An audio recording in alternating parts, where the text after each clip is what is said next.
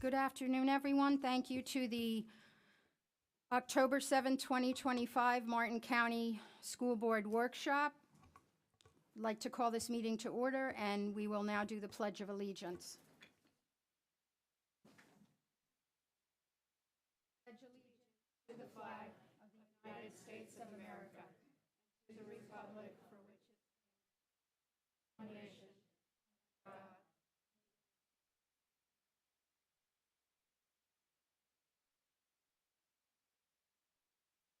Ms. Falls, will you call the roll? Dr. Moriarty? Here. Mrs. Roberts? Yes. Mrs. Powers? Here. Mrs. Russell? Here. Mrs. Pritchett? Here. Okay, our first item is board member info share. Does anyone have anything they'd like to share? Seeing none, we will go right to public comment. I'd like to read this before we start. Citizen input is vital to the improvement of our district. Most times your remarks may be listened to without comment from the board members or superintendent. This does not mean they are heard with any less intensity or concern. Where appropriate, the superintendent and staff will investigate your comments and report back to you and the board with an answer. We thank you for taking the time and having the concern to make our district better. Your presentation to the board should not exceed 3 minutes. Letters or statements from others not present can be given to our clerk, who will be sure that each school board member and the superintendent receive a copy. To keep our records straight and authentic, our policy does not permit you to read the statements of others into the record. I'm going to call the first person, and then I'll call the second person as well. Kristen Signorelli, followed by Irene Gomes. Good afternoon. My name is Kristen Conca-Signorelli, and I'm here to urge the School Board of Martin County to reinstate Matt Theobald to his paid classroom teacher position. Some quick background. My brother and I grew up here in Martin County. We attended schools from kindergarten through 12th grade. My mother was a classroom teacher at Murray Middle and Martin County High School for over 30 years. While I raised my own children in Keller, Texas, I served as a leadership positions multiple times in the parent PTA. I remained an engaged parent, and I worked for many years in the schools as an occupational therapist serving students with special needs. I am currently employed as a contract therapist for this district. Mr. Theobald also grew up in this county and graduated from Martin County High School. He has served the students of this district with dedication and commitment for more than 16 years. He has a reputation for being fair and impartial in the classroom. His Facebook comments were posted on a private page that was in no way related to his teaching position. By removing Mr. Theobald from the classroom, Martin County School District has infringed on the right to free speech afforded by the First Amendment of the United States Constitution. I have spoken with several friends, some who work for the district. They're afraid to speak up and speak out due to fears of retaliation. By censoring Matt Theobald, the censorship of others is a predictable consequence. I think it's fair that we point out now that at least one member of this current board has a history of posting highly controversial and photos and comments on her own social media page. Ms. Pritchett's comments are not only political, but they are also racist and discriminatory. As a speaker at last month's meeting pointed out, words have consequences. Now it is time to decide if that applies only to those with whom you disagree. Thank you. Irene Gomes, followed by Patty Bionde. Hi, my name is Irene Gomes. I've lived here since 1958. I've known Matt Theobald and his family for many years growing up here. Went to school with his uncle, and like I said, I've known his family. Matt Theobald, I'm here also for him to be reinstated. I cannot understand how this could even happen. Like the previous person that spoke, this was on a private Facebook page and not his own. I think back to, I grew up with Mr. Rogers. Mr. Rogers always said, look out for the helpers. I see Matt Theobald as the helpers, and I'll give a good example. When I was growing up, my family always took our family on a Saturday night to pizza, and if there were other children that we knew that looked like they needed extra help or needed a hug, they would come along with us. And I've gone along to do the same thing with my children and grandchildren and their friends. I recently had a dinner where I go out for pizza, and we invited this child with us, and he was telling me he was thinking of dropping out of school. I said, asked him what school he was going to, and he was going to the same school Matt works at. And I said, Matt Theobald? And he said, yes. He said, he's a great teacher. I said, and I was teasing him and saying, you don't really know Matt Theobald. And he said, yes, I do, call him. Well, I have his number because Matt Theobald has helped me. He's one that look out, and if he sees somebody needs something, he came to my business one time and brought something that I needed. And so I called Matt on the phone and asked him if he knew the young man, and he said he did. And I said, this young child is talking about dropping out of school. And I said, I'm really concerned about it. He said, I've already been talking to him. This is the kind of teacher that we want in our school. This is the kind of teachers that look out for children. A good teacher is hard to come by. I mean, we have a lot of good teachers, but we don't want to lose any. Please keep Matt Theobald in our system. Thank you. Patty Bionde, followed by Robin Cass. Good afternoon, School Board. Thank you for giving me this opportunity to speak in support of my friend and colleague, Matt Theobald. My name is Patty Bionde. I'm a retiree with 32 years of service in the Martin County Schools. During my time as a teacher, I was fortunate to know Matt, first as a Martin County High School student, and then as a teacher at Martin County High Schools. Over the years that I've known him, I've always been so positively impressed by all of the ways in which he has contributed to our community. As an educator in Martin County Schools, Matt has taught for nearly 17 years with no disciplinary actions on his record. His concern for his students and for his subject matter have made Matt an exceptional teacher. My dream today is for him to be able to return to the classroom to carry on the job he so completely loves. Matt has also worked tirelessly to better the teaching profession through his work as president of the Martin County Education Association. As a member of the Martin County community, Matt can always be counted on to participate in environmental issues that affect all of us. Matt believes so strongly in our community that he even ran for the Florida House of Representatives, earning much public support. Like all of us, Matt is entitled to freedom of speech. I do not feel that his speaking out on social media should take away his opportunity to pursue his life's work. Matt has taught his students about the First Amendment. He should be able to benefit from this amendment. Matt deserves freedom of speech. Please put him back in the classroom. Thank you. Robin Cass, followed by Ginger Shannon. Hi, I'm Robin Cass. Thank you for letting me speak. I'm here today as a concerned Martin County resident, an American citizen, and a parent on behalf of Matt Theobald. When you consider his employment status, please know that he's been a well-respected and dedicated teacher for 17 years.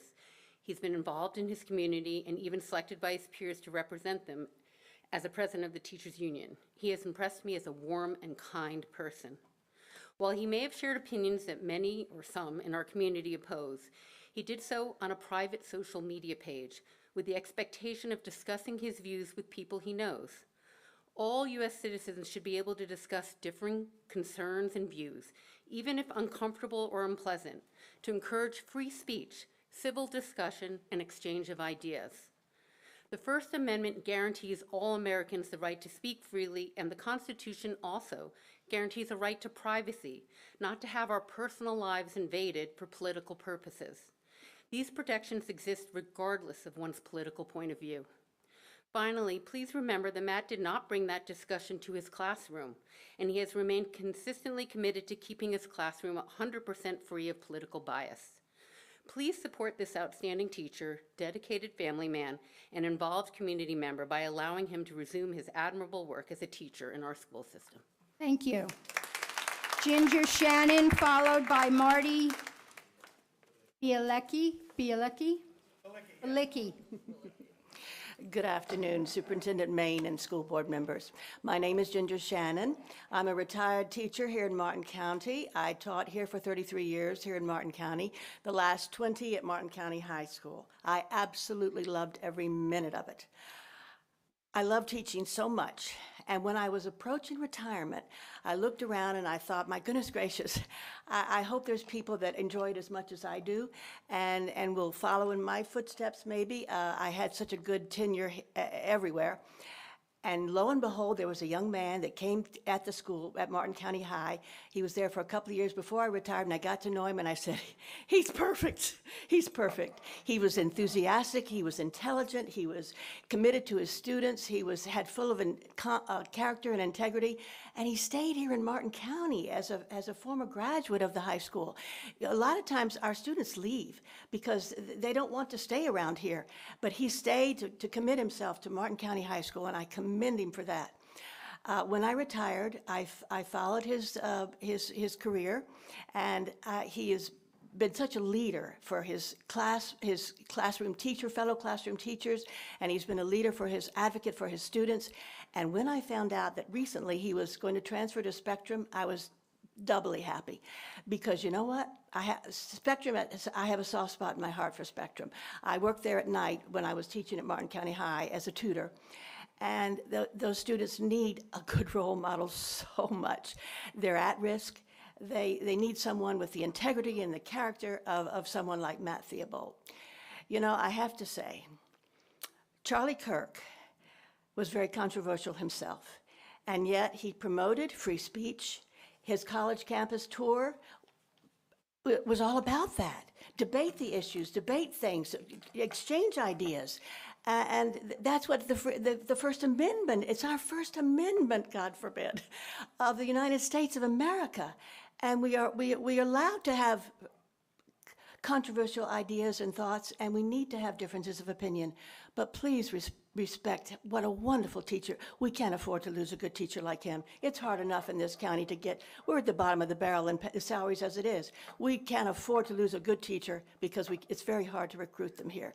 Please respect the privileges of this First Amendment and reinstate Matt Theobald. He's a wonderful, wonderful teacher.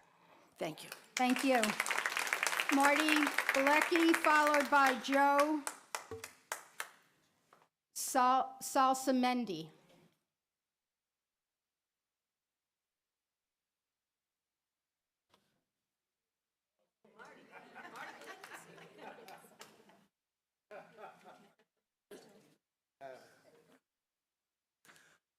Good afternoon, school board and superintendent. My name is Marty Bilecki. I was a teacher of the year, dean, coach of Martin County High School for 37 years. I was selected into the Florida Coaches Hall of Fame. 10 years after retiring, Matt called me to speak in front of his advanced history classes. Matt remembered 30 years before of a presentation I did about my father's experiences in World War II. My dad fought 7 months in the front lines against the Nazis. He was wounded in the Battle of the Bulge. I have his Purple Heart right here to prove it. And that's his dog tags right there. My father was fighting to preserve the U.S. Constitution, i.e. freedom of speech. I firmly believe Matt is one of the reasons why Martin County High School was rated an A school last year. Matt made critical comments about Charlie Kirk on Facebook, no question. Facebook has been around for 20 years. I use it to view whose birthday it may be, see where people are traveling, and really love those baby pictures. Facebook is also where political views are expressed freely. You may have seen my views. Where are the Epstein files? I had no clue who this Charlie Kirk was. Really didn't. I just want to make it clear that anyone killed for their freedom of speech is horrendous. I eventually did see a video of Charlie. Charlie's words were offensive to me. Did Charlie have the right to say what he said? Of course, it was his First Amendment right to do so. Charlie would not have liked what Matt commented, though. But Charlie would argue that Matt had the right to say it. Charlie Kirk was a free speech advocate. In 1989, the Supreme Court said, quote, "The government may not prohibit speech simply because it's offensive or disrespectful." Offensive or disrespectful. Yes, there are limits to freedom of speech. You just can't go into the movie theater and cry, fire! What is happening here in our small community of Martin County is the reincarnation of Salem Witch Trials 2.0. I don't think the school board wants to get into policing of Facebook. I do hope there's someone on the board who has common sense. The firing of Matt Theobald would be a travesty for future Martin County students. He was a teacher, he was a student of mine who I highly respected. As the Kentucky Senator Rand Paul said, one second, legislating against the freedom of speech is indeed a slippery slope. Thank you for your time. Thank you. Joe Salsamendi, followed by Frank McChrystal.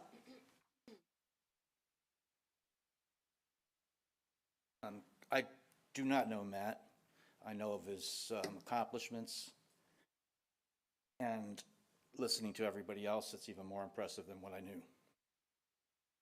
It seems to me we all can make a mistake, so regardless of how or why it happened, this seems to be a very simple thing to correct. The man has shown through his character what he does for the community, school system, the kids, teachers. I hope that you see it as clear as I see it, that he should be reinstated and benefit the community. Thank you.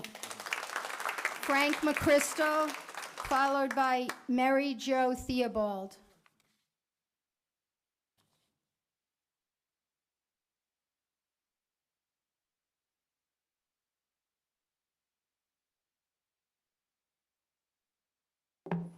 We're having fun yet? Don't recall an opening prayer. Dear Lord, thank you for this day.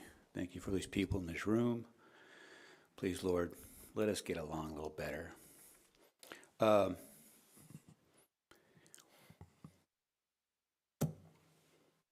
I got my Trump-tard friends. I got my libtard friends. My libtard friends say, how in the hell do you talk to those Trump-tards? My Trump-tard friends say, how in the hell do you talk to those libtards? Please, everyone in this room recognize someone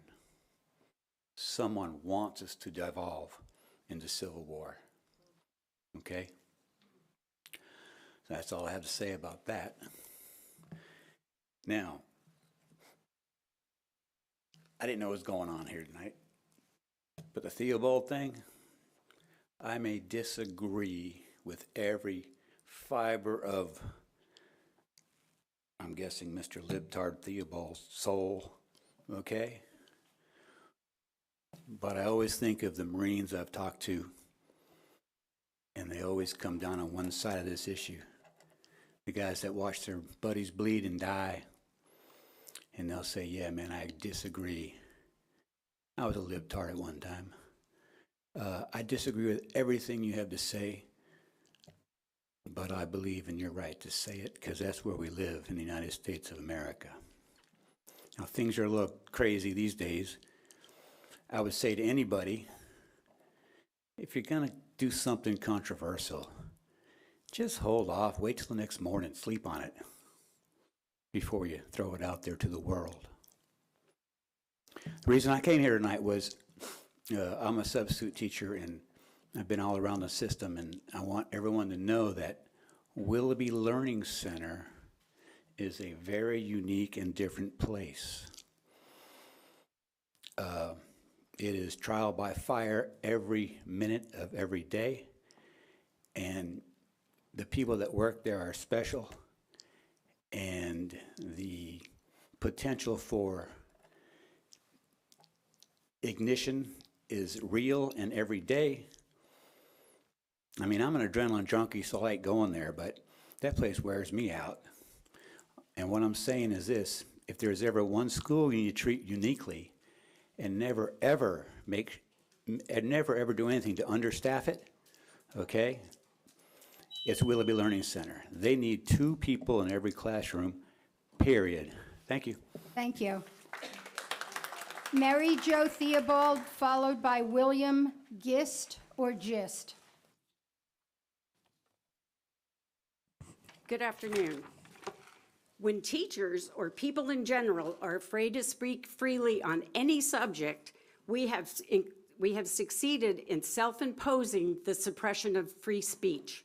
This is certainly the most alarming and dangerous aspect of limiting free speech.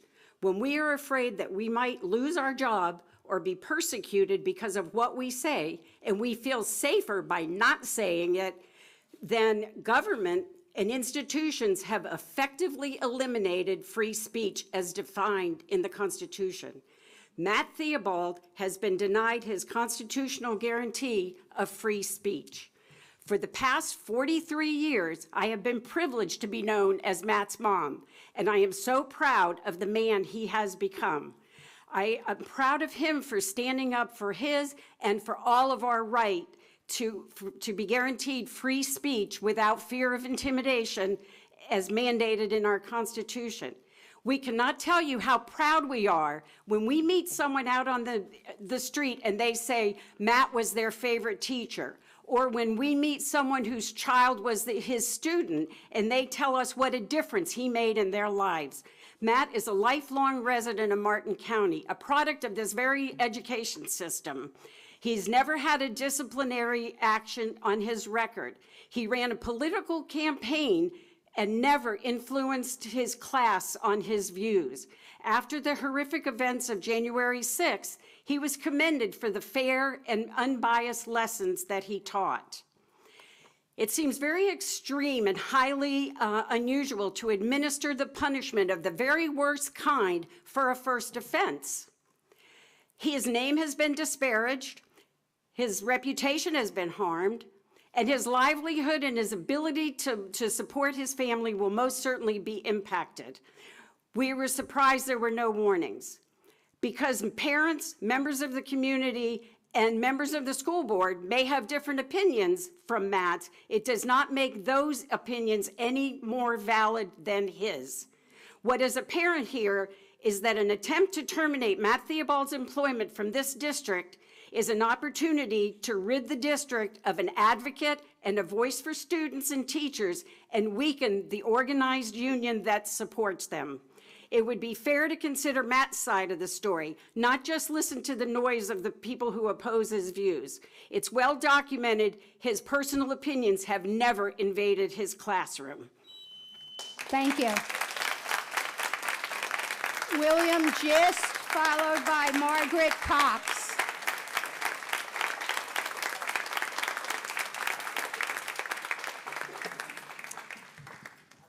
Good afternoon. My name is William Gist, and my background's a little different. I've been a resident of Hobe Sound since 2013. But in my career, I was a middle school social studies teacher in suburban Indianapolis for 5 years. And I spent the next 25 years representing public school employees in 5 states, including Florida. I believe that the obligation of the board is to uphold the constitutional rights of its employees. And this, to me, is a very simple matter of protected speech by a public employee. This was not done at school or in school time. Most importantly, what he posted was a matter of public concern. This wasn't a private grievance. It was a matter of public concern. And his comments were about a private citizen, not an elected official, but a man who led a movement, but a controversial one, where reasonable people disagreed about the validity of his positions.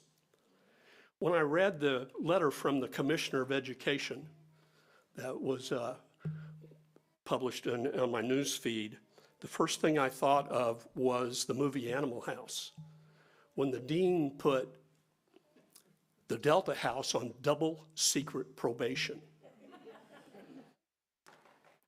The day before Charlie Kirk was killed, how would any Martin County employee know that if they put a comment on a private Facebook page would be subject to the disciplinary action up to including termination? One of the 7 tests for just cause that are contained in his contract require fair notice. In other words, Arbitrators expect the employer to make sure that the employee knows that what they are doing will lead to disciplinary action. And I don't believe this is the case at all.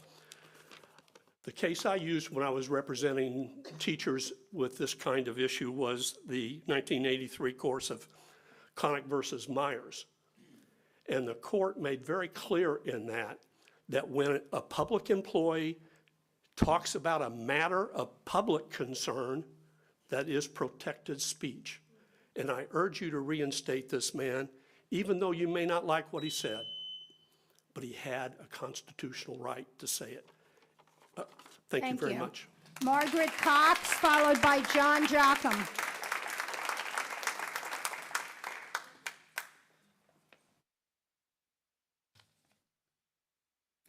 Good afternoon. My name is Margaret Cox. I am a resident of Martin County and a concerned citizen.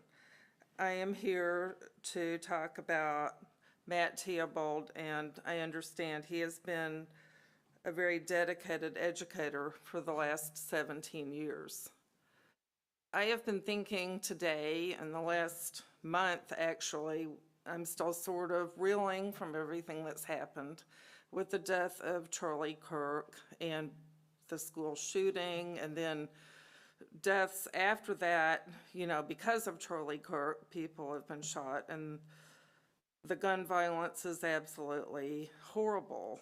And we have such access to social media that sometimes when we listen to content creators or actors or politicians, we can get them access to them 24 hours a day. And it's just very easy to feel like they're our friend or they're somebody we know really well.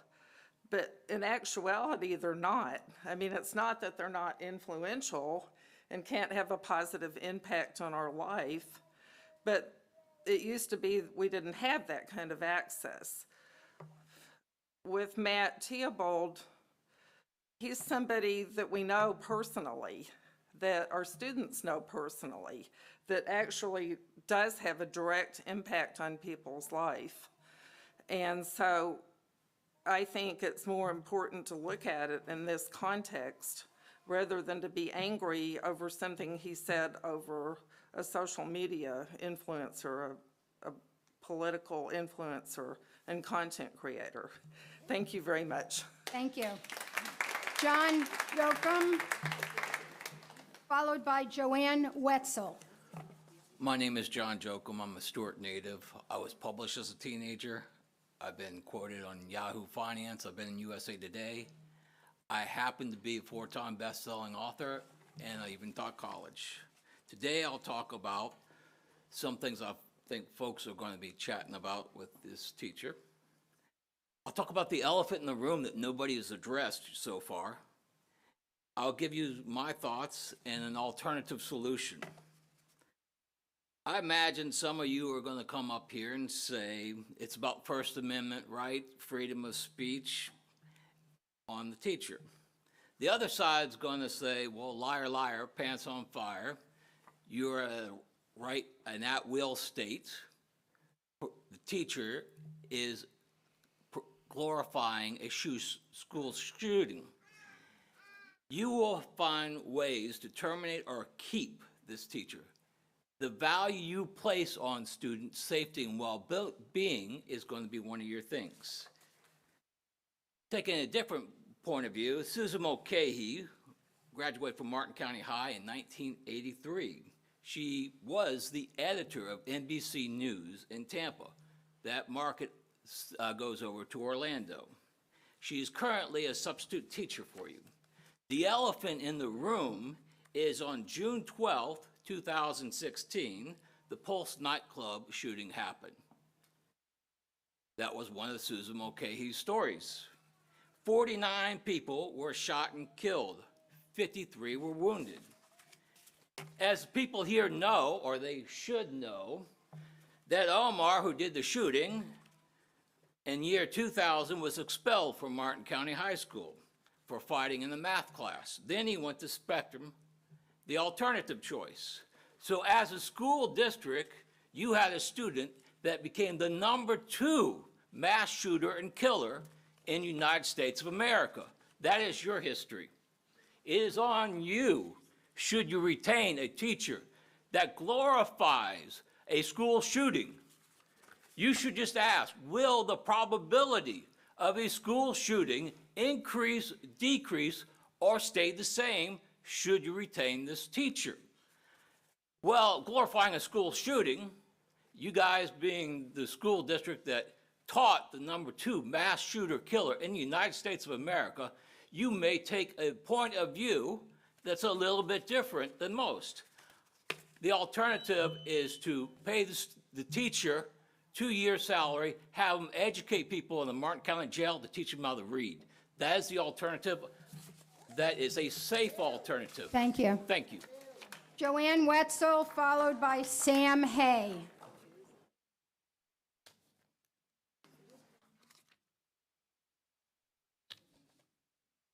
Wow. My name is Joanne Wetzel. I'm an American citizen, resident of Florida, Martin County High School for the past 15 years. I'm a taxpayer. I'm also a retired social studies teacher. I taught at Martin County High School, South Fork High School, team leader there. I taught the advanced placement and international baccalaureate classes.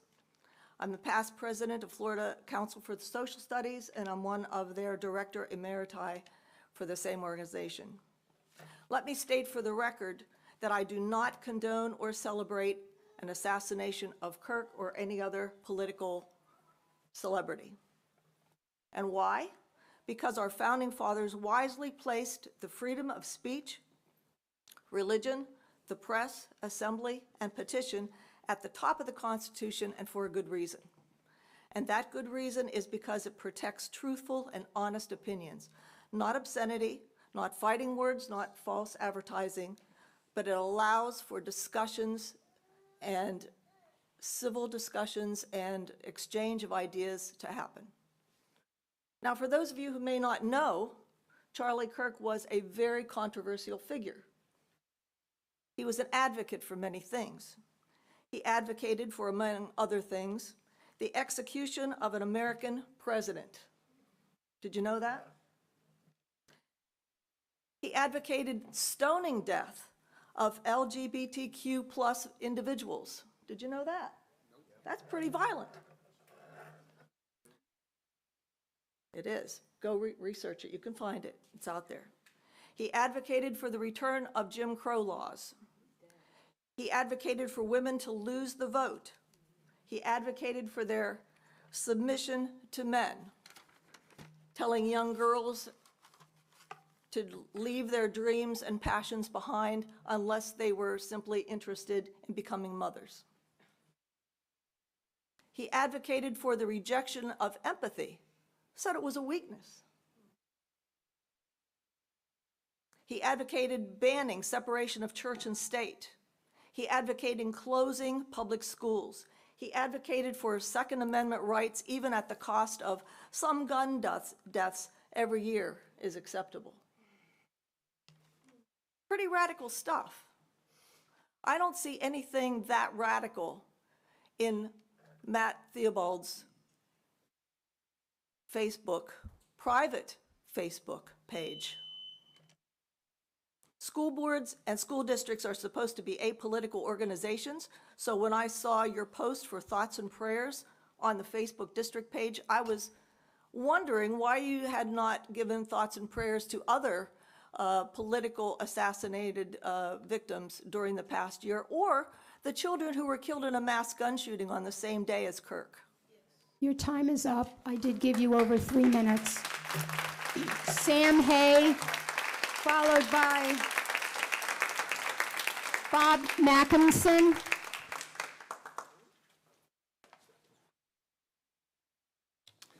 Hello. I was disappointed to learn that the Martin County Teachers Union president has been removed from his teaching duties. Matt Theobald, a 17-year veteran teacher, apparently posted unfavorable remarks about conservative activist Charlie Kirk, who was recently murdered in yet another incident of irrational gun violence. Mr. Theobald's remarks were posted on what I understand to be a private social media account with no connection to the classroom or his teaching duties. Simply because his comments do not correspond to the political position of those in power does not justify denying Theobald his right to free speech. I can't help wondering how Theobald's remarks were made public to begin with. This thing seems very much like the situation which prevailed in the Soviet Union of Joseph Stalin, when neighbors were encouraged to inform on neighbors in an authoritarian regime amounting to thought police. As Theobald is the president of the Martin County Education Association, the disciplinary action taken against him could be interpreted as a pretext to undermine the teachers' union. Let us remember that our teachers here in Florida are among the most poorly paid in the country. We should all be ashamed of this. The teachers' union deserves our support. Its goals align with the needs of our children for quality education. School board members, I urge you to restore Mr. Theobald to the classroom immediately. The action taken against him is a blatant suppression of his First Amendment right to free speech. We must unite to oppose the stripping away of our constitutional rights at a time when our government is slipping into authoritarianism. It is very disappointing to hear those who swear they are absolutist in defense of our Constitution demonstrate that, in fact, they are ardent supporters of constitutional freedoms, except when they're not. Whatever one's political position may be, our Constitution guarantees us the right to express it freely and without fear of retribution. Mr. Theobald is a proven teacher dedicated to his profession. Our students need and deserve teachers of his caliber. Thank you. Bob Mackinson, followed by Bill Smithson. Hi, good afternoon. I'm Bob Mackinson. I just have 3 questions for this board. The first question is, has any Martin County student been harmed by the comments that he posted? Second question is there any evidence he said this in a classroom? And the third question is, if you really care about the welfare and safety of our students, shouldn't those questions be the focus of your inquiry? Thank you. Bill Smithson, followed by, I think it's Carol Sake.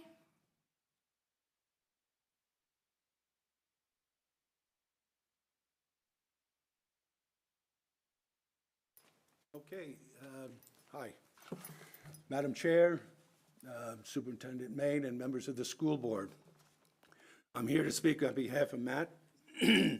I have known Matt as both a friend and a colleague for over 10 years, and I can vouch that he possesses the highest level of moral and ethical standards.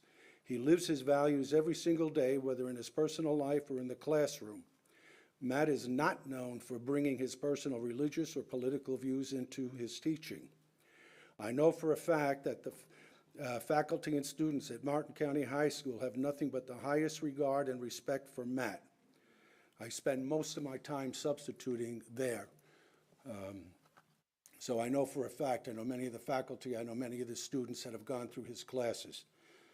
All right, I have personally heard from many of his students over the past several years that he is perhaps the best teacher they ever had. Matt cares for his students and will go through great lengths to ensure their well-being and success.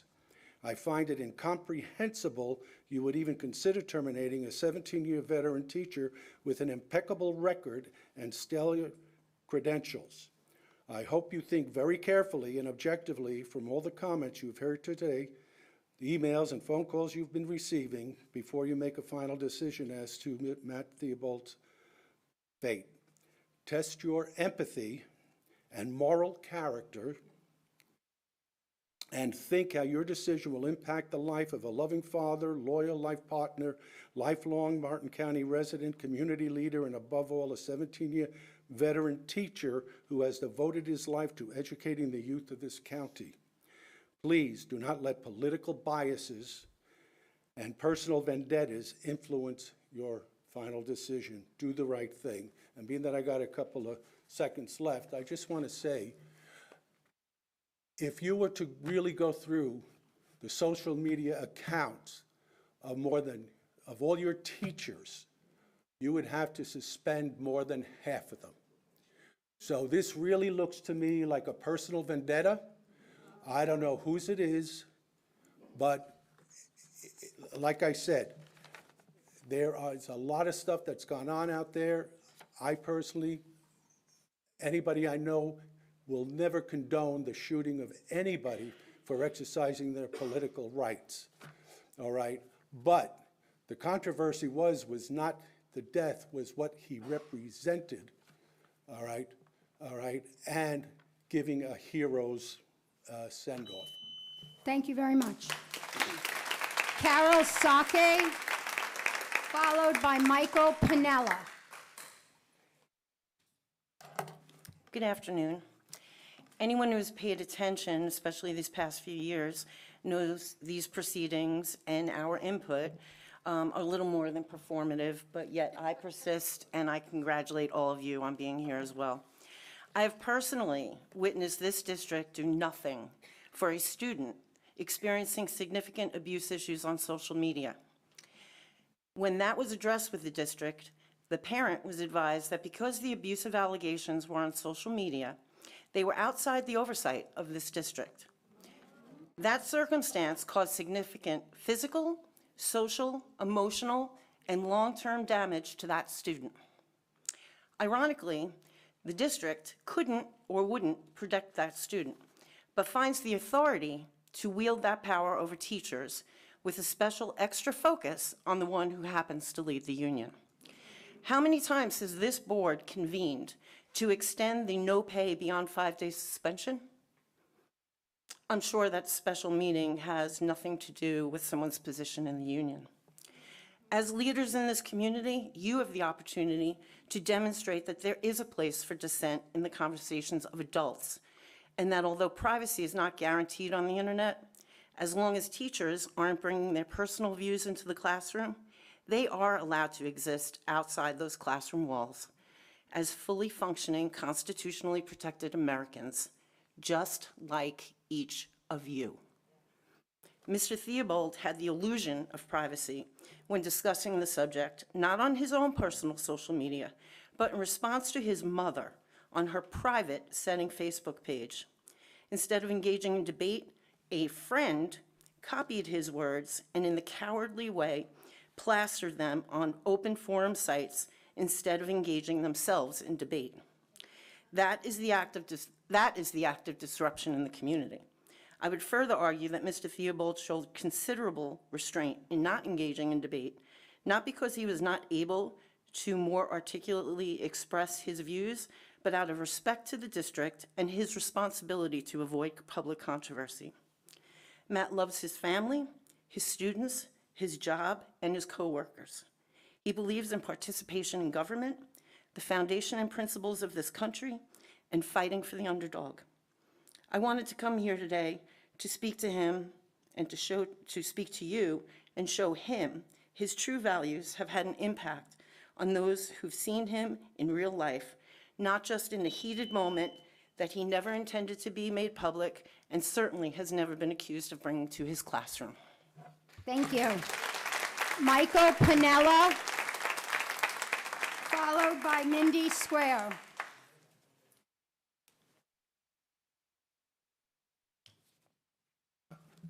Good afternoon, members of the school board, superintendent. My name is Michael Pinella. I've lived in Stewart for over 30 years. I have a master's degree in education. I have known and respected Mr. Theobald for many years. I strongly support returning Mr. Theobald to his students in his classroom. Mr. Theobald has been a Martin County teacher for 17 years and has not had any disciplinary action against him and has committed to not sharing his personal views in the classroom. We all know the importance of protecting our constitutional rights to free speech. Over the years that I have known Mr. Theobald, I believe he is an excellent role model for the school district's pillars of the Character Counts program. Everybody's aware of that, correct? We've had it here for decades, correct? And You are likely hearing from many young people who are also Mr. Theobald's students who agree and attest to the engaging teaching abilities and his character. I ask you to reinstate Mr. Theobald immediately so he can get back to being a good teacher and for him to prepare the pillars, learning objectives, and activities for his students for this year's National Character Counts Week, which happens to start soon on the 20th of this month. We all need to pay attention to this decades-old program and see how they match out to people that are serving us. Thank you. Thank you. Mindy Squeo, followed by Sam Fandino.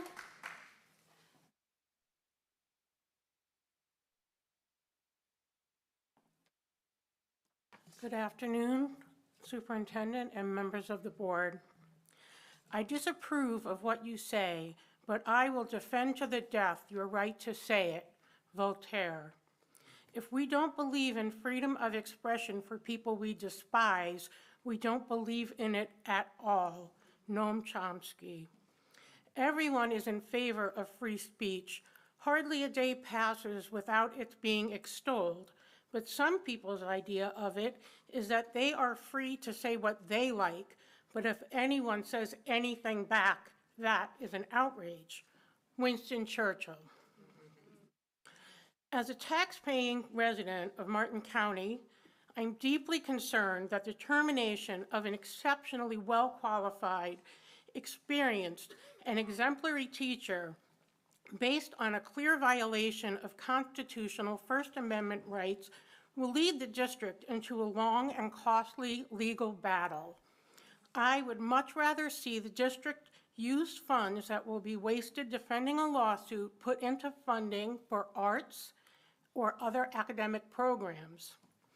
Additionally, it is the height of hypocrisy to remove an employee who is committed to leaving their personal views outside the classroom and other district-related activities for having made a private comment on a private social media page when at least one member of this board has made public comments on a public page that are offensive to many members of our community.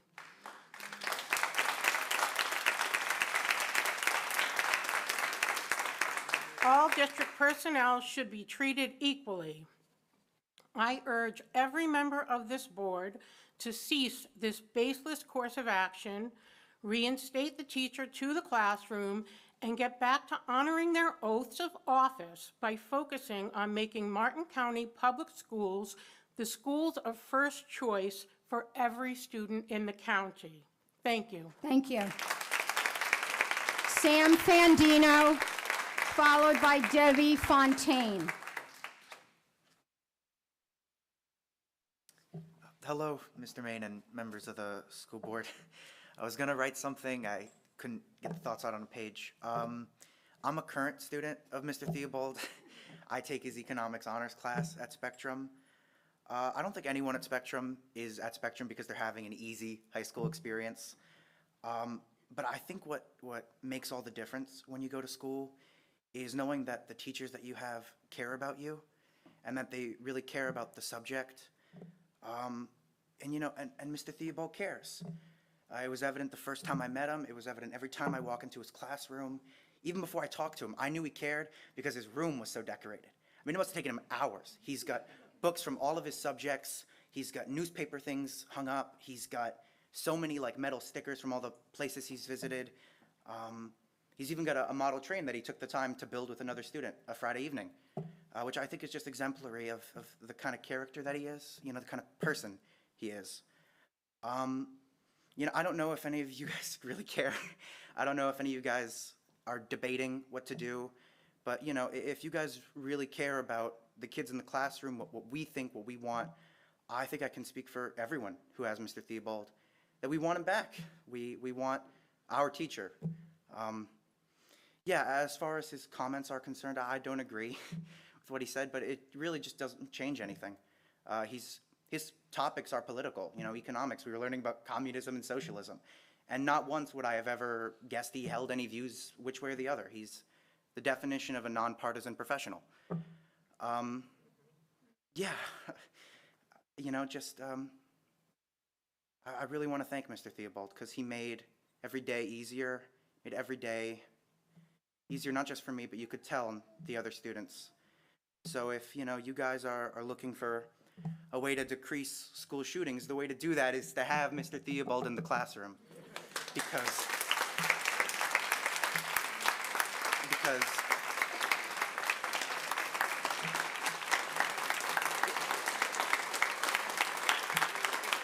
Thank you, Sam. it's just that, yeah, thank you. Appreciate. Very much, thank you. Debbie Fontaine, followed by John Speck. Good afternoon. My name is Debbie Fontaine, and I would like to remind the board of the preamble of the Constitution of the United States. We, the people of the United States, in order to form a more perfect union, establish justice, ensure domestic tranquility, and provide for the common deference, promote the general welfare, and secure the blessings of liberty to ourselves and our posterity, do ordain and establish this Constitution for the United States of America. And then I would like to also remind you of our First Amendment rights, which read, Congress shall make no law respecting an establishment of religion or prohibiting the free exercise of or abridging the freedom of speech or of the press or of the people peaceably to assemble and to petition the government for a redress of grievances. So you really need to reinstate this wonderful teacher. Thank you. Thank you. John Speck, followed by Ashley Braden Knowles.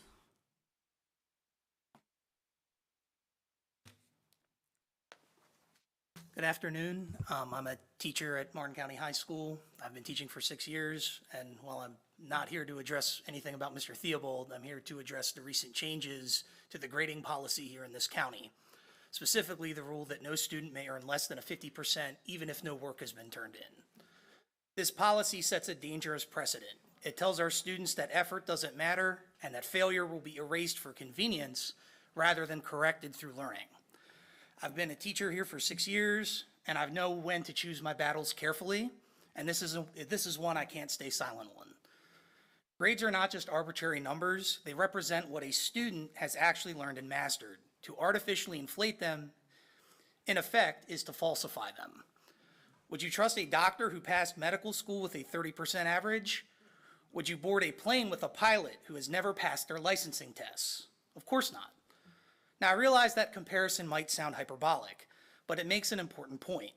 When we lower the academic standards, we teach students that mastery is optional and that showing up is just enough. And if that's the message that they internalize here, they'll carry it into the workforce and into life where the stakes are much higher. Every teacher I know already provides numerous opportunities for students to improve their grades through retakes, makeups, and extra help. This is how we teach accountability and perseverance. We don't punish failure, we use it as a tool for growth. By giving half credit for no work, it teaches the opposite lesson, that responsibility and effort doesn't matter. In my classroom, I like to call this grade calculus. And that's where students weigh the effort against the reward. If they know they'll get a 50 for doing nothing, many will simply choose not to try. For parents, I want you to imagine telling your child they'll earn $100 for cleaning the garage and then handing them $50 anyway, even if they refuse. What motivation would they have to do the work the next time? And unfortunately, this isn't an isolated issue. We've seen similar moves before. The proposed grading scale that made classwork worth 60% of a total grade, the 1D rule allowing students to pass with minimal effort, and the use of Edgenuity for credit recovery where students can simply Google the answers. I've seen students promoted and given credit after doing virtually nothing all year long. So I ask, who truly benefits from this policy? It's not the students who graduate unprepared for higher education or the workforce. It's not the teachers who strive to give honest and accurate feedback. The only beneficiary is the institution that can point to inflated grades and higher graduation rates. If Martin County truly wants to be the #1 district in Florida, we must uphold our standards and not abandon them. Excellence can't be achieved through shortcuts. It requires honesty, hard work, and accountability from all of us. Thank you. Thank you. Ashley Braden Knowles, followed by Sydney Thomas. Good afternoon. My name is Ashley Braden Knowles. This is Sage. I'm a lifetime resident of Martin County. I attended Jensen Beach Elementary, Stewart Middle School, and graduated Martin County High School. I'm sorry I forgot my Spanish, but you did great. Our good school systems are one of the reasons my husband and I have chosen to raise our children here. I just simply do not care what political views teachers express outside of the classroom. This county used to be one teachers aspired to be a part of. The current environment is so hostile. The educators and colleagues, the current ones, thank you to the retired ones who are here, but the current ones who can attest to Mr. Theobald's professional skills or support his free speech rights are not comfortable to stand behind this microphone publicly for fear of retribution. Thankfully, I work in the private sector. Educators fearing communication with leaders do not serve the students. Becoming known as a community hostile to teachers will do nothing to help the growing teacher shortage. Your duty is to the education of students, not political agenda. I ask you to consider the long-term repercussions of your choices. In 10 years' time, who will be left to teach my children? Thank you. Thank you. Last speaker, Sydney Thomas.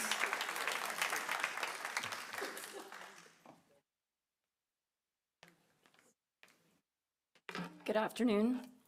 My name is Sydney Thomas. I've been a Martin County resident and parent for 16 years.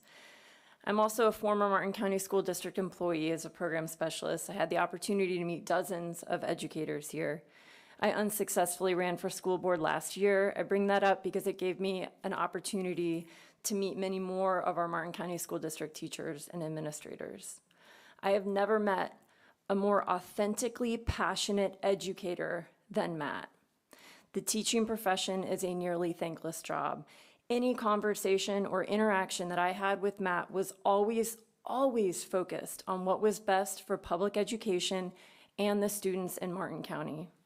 Removing him as an educator is one of the scariest precedents I will have seen in this county, state, and country. You will be prioritizing politics over what is in the best interest of your students. You're going to make an excuse to do it.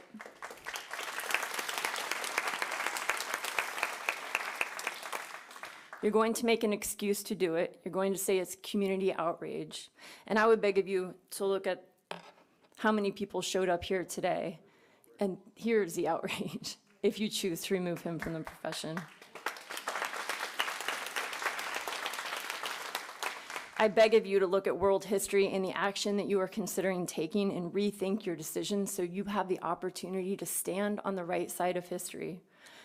When I researched the similarities between our current administration, apparently our school board, and authoritarian government takeovers, the parallels are very clear. What is the one difference? Our checks and balances, basically our judicial branch. If you choose to fire Matt, it will be glaringly illegal to do so, despite you being able to do it with our administration right now. But eventually, and at great cost to your taxpayers, he will receive justice for it. Thank you. Anyone else want to say anything before we close this out? Thank you. Okay, we'll now move on to Dr. Tracy Miller with our school calendar 2026-2027.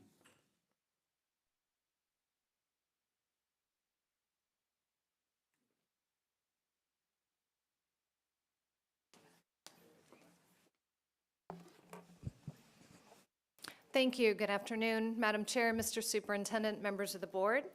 Tracy Miller, Deputy Superintendent, and I prepared for you a draft to begin consideration and conversation around the planning of the school calendar for the 26-27 school year.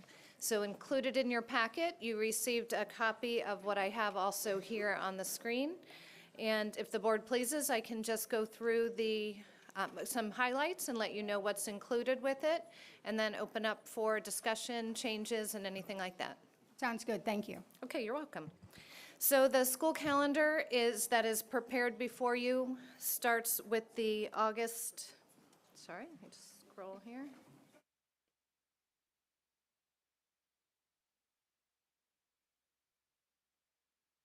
August 10th with the first day of school. That is by statute in the state of Florida, the first day that we can start.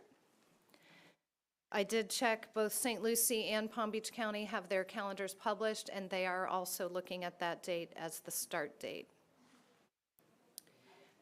We've talked to the elementary principals, and a change that you've noticed on here that is different from what we've done in the past is on the 6th, so prior to the first day for students, having a kindergarten curriculum night. Something we thought would be very important is to invite kindergarten parents in to give them that opportunity to really see the classroom, hear what is scheduled to be taught, and kind of how kindergarten goes. Maybe alleviate those fears for first-time parents who are coming into the school district, and for students on the 7th to be able to come in for Meet the Teacher for K-5, and then also 6th and 9th grade. Those are the times when our students transition into the middle school for the first time and into the high school for the first time. So to give them that opportunity to ride the bus if they qualify for transportation, come onto campus, go through a modified school day, enjoy some lunch, and have an opportunity to kind of find their way around campus before all of the other students join us on the 10th.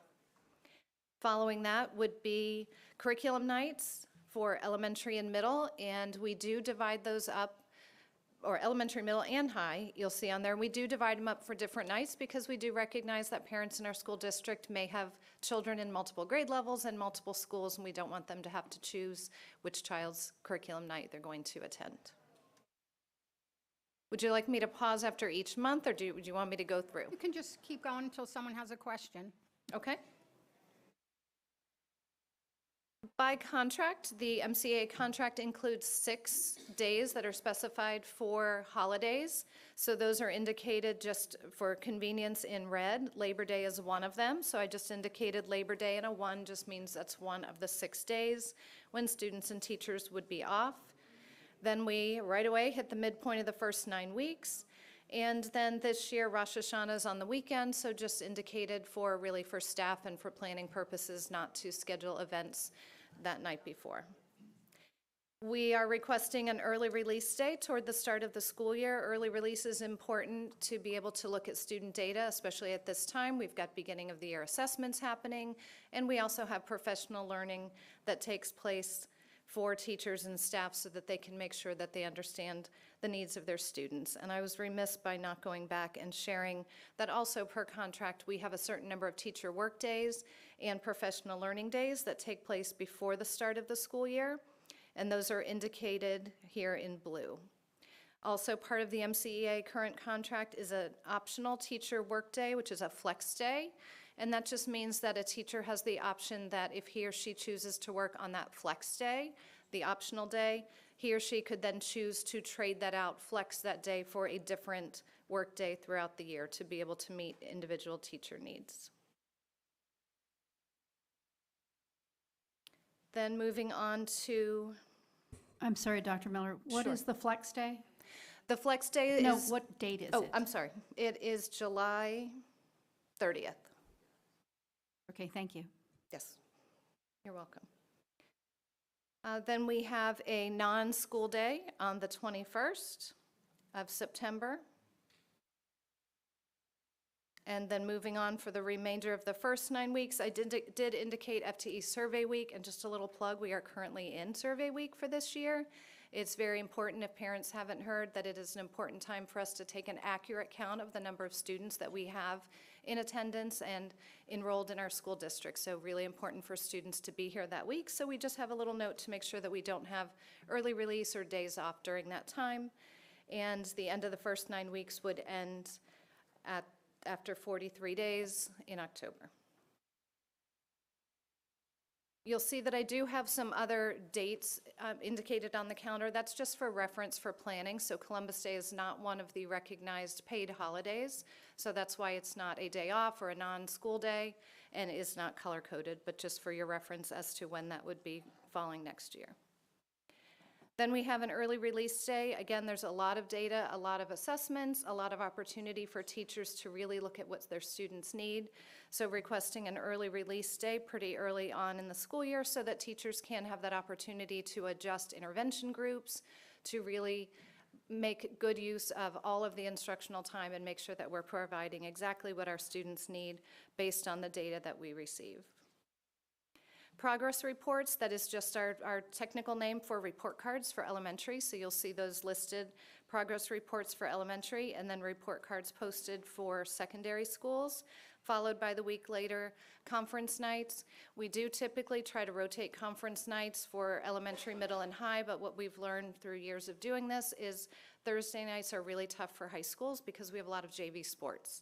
So students, parents, teachers, coaches have a hard time on Thursdays, so we have avoided Thursdays for any conference nights for high school. Moving on to November, just a note, the board is very interested in making sure that our school district is recognizing our veterans, their well-deserved recognition, that they certainly deserve to be honored, and so we'll make a note on the official calendar.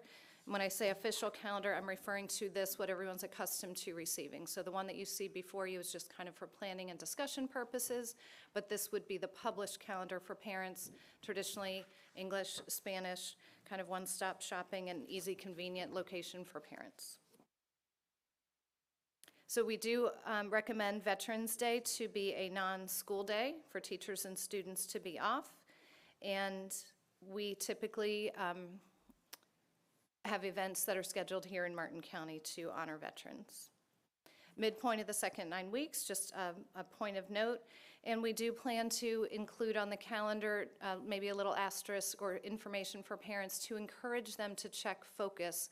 We have a Focus Parent Portal for anyone who's not familiar. It is the place that parents should go frequently to be able to check up on student grades, attendance, everything that they would need to know. And so especially at the midpoint of the 9 weeks would be an important time for parents to be able to take a look, for teachers to check their grades, students to check their grades, excuse me, and to ensure that they are on track. Recommending a week-long for Thanksgiving break. There is 2 opportunities for emergency makeup days. We never know what Mother Nature holds in store for us. So an emergency makeup day could be used for a hurricane makeup day. It could be used for any kind of other power outage or reason that we would have to cancel school and potentially make up days. So those first 2 days of the week provide an opportunity for emergency makeup days, followed by the day off prior to Thanksgiving, Thanksgiving Day, and then the day after Thanksgiving. Yes, ma'am. So I noticed on your calendar, your third emergency makeup day is after spring break. So would the intention, and knowing that November is early in hurricane season, would the intention be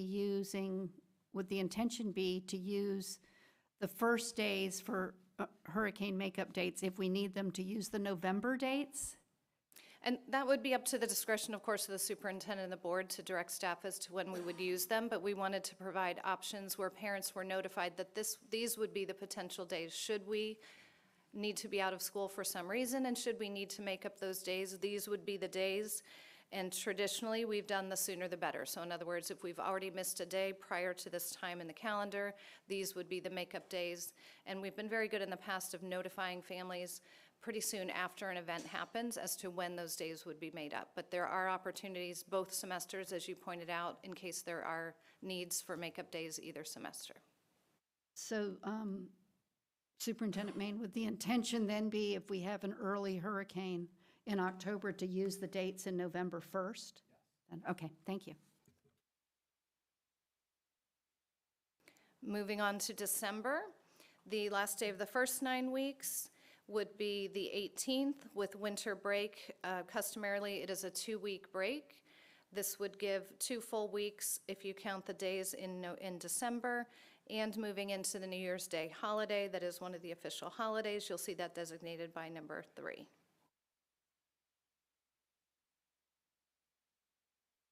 This does also coordinate with both St. Lucie and Palm Beach County. I only mention that of note because sometimes we have families with students. We might have employees in our district with students there. We might have students, just to be able to keep our families together. A teacher workday, by contract, a teacher workday follows the first semester.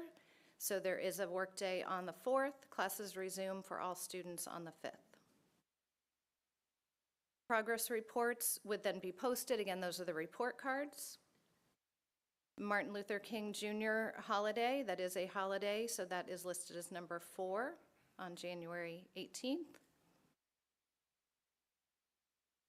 February, again, critical to all of us, is the FTE survey week. And just to note that the midpoint of the third 9 weeks falls then. There is no scheduled day off or early release. That is a full week for sure. Followed by the President's Day holiday, and then Professional Learning Day the next week. By contract, we have 4.5 professional learning days, and this is a very popular and traditionally well-attended day by teachers. We have, in the past several years, offered some really great opportunities, so thank you to our professional learning team for putting that together and really taking care and consideration into what is needed to plan for that day. March, the end of the 9 weeks, is on the 19th, and then traditionally we have had spring break follow that natural break at the end of the 9 weeks. So spring break for 5 days. Good Friday, just of note, happens to be on that Friday. And then we do have a day, and I'll share why I say kind of an opportunity to have a day off on that Monday, the 29th, to have a non-school day, and to your point, an emergency makeup day should we need it. And I say we have a day available because when we have the required 180 school days, you'll see with this calendar, we finish pretty early in May. So we could eliminate that day should you choose and finish a day earlier. Obviously, there's lots of opportunity for changes. So does that create a situation as parents are looking ahead and as they're seeing that they have a spring break period that looks like it has that Monday off, by putting your day there rather than by pushing it into April, does that create a situation where as you're making future plans, you would be making a plan that takes that extra day off? Was any consideration given to that? Whereas if you had moved that date into April, you have a better chance of it being a standalone day if you needed it as a makeup day. I just didn't know if that was something that you all considered. Sure, we did talk about that. We did also consider the interest of keeping families together and looking at traditional times when families spend time together, and looking at that particular weekend, knowing that families might really appreciate an extra day should it be available to us, that was kind of the opportunity to have the day put there. And then again, just checking to see what our neighboring districts were doing to try to, if at all possible, if you're interested, to have some continuity among the two. So those were some of the options that we weighed, or the rationales that we looked at.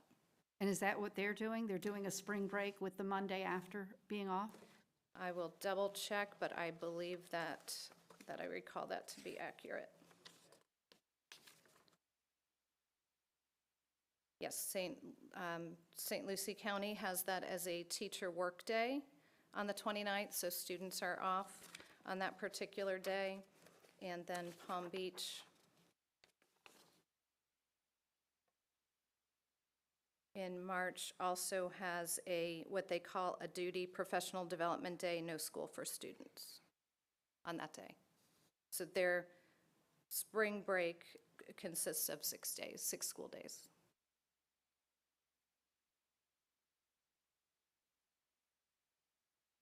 And then moving into April, it's time again for those progress reports or student report cards and conference nights. It is included in contract that there are 2 nighttime conference opportunities. Again, we avoided the Thursdays for high school, so that's why you see them a little out of the kind of traditional elementary, middle, high order. Early release, an opportunity for teachers to be able to finish strong. This is that opportunity for teachers to gather together in their professional learning communities to assess students' needs moving into planning for summer, and also look at opportunities for test preparation and making sure that students have everything needed and scheduled as we have the what I'll call testing season coming up with end-of-course exams and all of those opportunities to really show off all that they've learned during the school year. Brings us into May, which is a wonderful graduation season, that time to highlight the accomplishments of all of our students. We have traditionally rotated again, trying to be fair to schools who graduates first, second, third among our 3 comprehensive high schools. Martin County High School, we did reach out to them. They have a unique program, the Cambridge program. We do not set the dates of student assessments for that program. They are dictated by Cambridge in the UK. And we want to ensure, because they have many exams, we have had times when students may have had to come back for testing. We can assure that students at Martin County High School in the Cambridge program will not have a test the day after graduation if they graduate on a Friday. So all the high schools were agreeable to kind of flipping our traditional cadence of who goes first, second, and third to accommodate Martin County High School to make sure that we wouldn't have students who might have to wake up the morning after graduation to take a high-stakes exam. Then we have the opportunity for the elementary schools, to celebrate students. A recognition would be in the evenings on the 24th for 5th grade, on the 25th for 8th grade, again, having 2 separate nights delineated because we know we have families who want to celebrate both their 5th graders and their 8th graders and not have to choose. Last day for students falls on the 26th, and that is being requested as an early release day, as an opportunity for students to be able to, and teachers to be able to finish grades, finish cleaning up their rooms with the anticipation that they would be teaching up until those final days, giving them that little bit of opportunity to close out the year strong, and then have their final work day on the 27th. And the flex day that I mentioned, some teachers will work the pre-day, that day that is in July, so that they could then have potentially that last day as a day that they would flex for that first work day.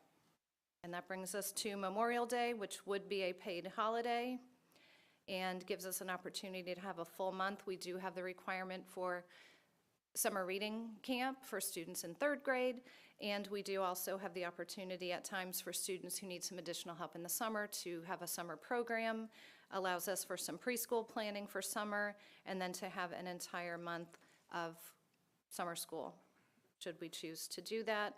And again, report cards would be posted after the end of the school year, and we let parents know that EOC courses, we cannot post final grades because their EOC, their end-of-course exam score, is included in their final grades, so those scores get posted later. You have a question? Sure. Yeah. Dr. Moriarty. Yeah, it's thank okay you. if I give some feedback now? Absolutely. I think you did a really great job, Dr. Miller. I love how you have Veterans Day off, so kudos there. I love how on winter break we have that extra day off. Very well done there. I like on spring break how it spilled over into Easter and we have a little longer holiday there, so great job there. And I love how our last day is before Memorial Day, so I appreciate those 4 things. There's just one thing that I just have a question about if this is flexible at all. The last day of school you have is May 26th. Did you at all consider moving that 1 day later to May 27th so that if you look back in the beginning of the year, instead of the teachers reporting on Friday, July 31st, they would instead report on Monday, August 3rd and give them an extra weekend and push the first day of school to Tuesday, August 11th to give the students somewhat of a lighter first week to start out. And the teachers would then get an extra weekend there in the summer. Was that any consideration given to that? So there was conversation, and when I say there's conversation, these are conversations that have happened over the years as well, so this is always one of those topics. We definitely have those teachers, especially at the elementary school, who love a shortened first week. Kids come in, they've had the summer off, they come in, they're pretty exhausted, not to mention the teachers are pretty exhausted after the first week with everything going on. So that is, we do have people who really like a shortened first week, and then we have people who say, let's just get in and start normal, traditional, a 5-day week. The only caveat to that is the interest in starting on the first day for students We all, in the state of Florida, have the same window for assessments, whether they be for, I mentioned the Cambridge exams, where we get the dates for students for testing. We have the same windows for the state of Florida assessments. And so the thought was to make sure that our students have every opportunity to compete at high levels and have the same number or similar number of school days. So if they start on the 11th, with other districts in Florida starting on the 10th, those students would have one more day of instruction before their high-stakes exam potentially than our students. So that was the trade-off. So we can certainly start on the 11th, knowing that others are starting on the 10th, and just move a day like that. That's certainly up for discussion. Thank you. Anyone else have any comments? In the past, we've had interims listed on are we not doing that anymore, or? So that's a discussion we've had with our Assessment and Accountability Office, and I'm just moving to the midpoint of the 9 weeks. So interims really are a snapshot in time. When we print them, as we've done in the past printing and posting them on parent focus portal. When we pull those grades, when we pull them, that would be the grade right then, but the grading period's a running grade book. It continues. So what might be posted when a parent then looks in focus will often be something different. So you could have a 100 as the grade printed on the interim because it was a snapshot at that day and time, but then when the parent looks in the grade book, if they got a 0 on an assignment the next day, if they got a different grade, if they missed an assignment, the 100 is no longer the grade, and that creates some confusion for parents. You know, why did you tell me this is the grade, but then I look in the grade book and it's not the same. So the recommendation from the department was to alert parents and say it is that time, have principals and our public information office send out some really good messaging to parents to let them know that it's time to look at your child's grades and help and take appropriate action at that time. So we would be counting on the PIO department to be taking care of the notification about interims? Is that what we're looking at? The recommendation is not to call it an interim, but to let parents know that it's a midpoint and to let parents know to check their child's grades at that time. So principals would be sending out messaging. We would note midpoint on the calendar with the asterisk to say parents should be consulting the parent focus portal frequently to check their child's grades, but specifically alerting at the midpoint. Okay, and the progress monitoring piece, is there any ability to overlay that into the calendar somehow so we know that this is when, not necessarily when the progress monitoring pieces are being done, but when those reports will be available? Is there the ability to do that so that parents will know that my PM1 is now out, I can compare it to my PM2, I should be looking at the same time? I mean, I just think that as much opportunity as we get to take our parents who are partners in education to encourage them to look at the progress and to see where their child is, I think the better off we are. So if I'm hearing correctly, on this calendar, you would like parents to have an alert that their PM1, 2, 3 testing should be complete. And the results available. I mean, not necessarily, I know that we have our testing window piece as a whole different document, everything else, but I think in doing this calendar, when I know that when report cards are coming, and I know that interims, even though we're not going to call them that, the midterm piece is available, I think there's some value to being able to say your progress monitoring 1 results are available for you to look at. Your PM2 results are available for you to look at. So you could have that and put that actually on the calendar and not be looking to the PIO people to be pushing that out. I don't know if that has any value or not, but I think it would. Ms. Powers? Isn't there a minimum number of days that you have to notify parents of the results of progress monitoring? We do have rules around the progress 7 days, I monitoring. think. And we also, you've seen the assessment calendar that comes before you each year. The state puts out their uniform assessment calendar. We indicate the dates that we are testing within the required windows, so we can take those dates we could overlay and put them on here. I'm looking over at the team, they're saying, yes, we can make that happen. So we can indicate that on here as well, to your point, so that parents are notified when those important results would come out, when they should be, we believe they should be checking the parent portal often and frequent, so we want to alert them to that on the calendar, but then specifically at those that midpoint time when they have an opportunity to really jump in and make some good changes. I think it's going to be really hard to put on the calendar progress monitoring because in the first, PM1 is the first 30 days. So some classes may do it in the first 5 days and some may do it in the last 5 days.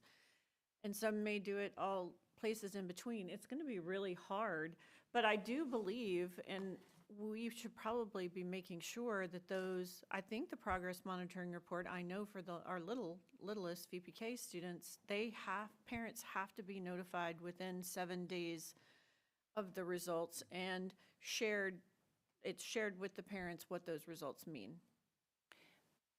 And would the board be interested in having a link to that schedule? Because we test different windows for elementary, middle, high, depending on what courses students are taking.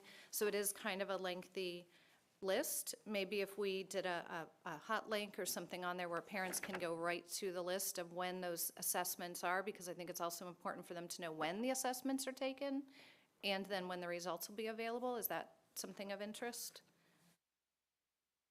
So, Mrs. Powers, I wasn't looking necessarily for when the testing was going to happen, because that's some flexibility and that changes. I was looking more for the same way I know that my report card's coming out on Wednesday, whatever the day is, I also know that my PM1 should be available on this day. My PM2 would be available on this day. That's what I was. So you're looking at, so depending on when the test took place, your window will be different in Right, but if PM2, then, so that aligns. So you can have windows multiple times, so everybody's going to have a different window depending, unless we want to, make that uniform when everyone is taking PM1, everyone is, so when everyone's testing window is the same. Well, Or yeah. by grade or whatever, but I think the most important part of progress monitoring is relaying the results, and I don't think there has to be a notification to parents. I mean, it's not an option that we can just put it on a calendar. Parents have to be notified of what their individual child's progress monitoring results are. And how are they being notified now? Is it just you have to go on Focus to the parent piece of Focus to see it? Is that what's happening now? So then are the principals telling the parents your PM2 is now available, please go on Focus and look at it? Yes, so as a parent, I received a notification on the cell phone. It comes through on the text alert, the push, which I think is why we're referring to the PIO's office, that your student's test results are now available on the portal, which then the parent goes to the portal and looks them up. To Mrs. Powers' point, there's overlapping windows, so you would have to wait for a window to end and then give an arbitrary date, assuming that the state has released those, for them to all go on at that moment. Okay, thank you. Thank you. Anyone else? If I could go back to Dr. Moriarty's question, is the board interested in ending a day later and beginning a day later? Yes, I am. Anyone else? Yeah. So that would mean that the first quarter would have 42 days and the last quarter would have 43? Is that what that would change? When I'm looking at your days by the 9-week period? Correct. The first quarter would still end on the 9th with 42 days. So it would decrease the first semester by a day. Is that what you're saying? And increase the second semester by a day. Right. So that would mean that the first quarter, the first 9 weeks, would be our shortest quarter. At 42 days. 42, 44, 51. And I guess I would look to the experts in the educational field to see whether whether instruction is, I don't want to say of more value, but would you rather have the day at the beginning of the year, or would you rather have the day at the end of the year? I guess that's a question for the academic people.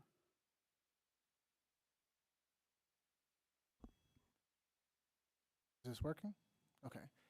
My light is not on. Yeah, at the beginning of the year would be better. Ultimately, it is not a significant difference because we teach throughout the year, and so all of our units are on that full year scale. But for the grading periods, a day on the front end or a day on the back end is not of significant consequence, but having it at the beginning would be helpful for the additional testing and back to school elements that we face.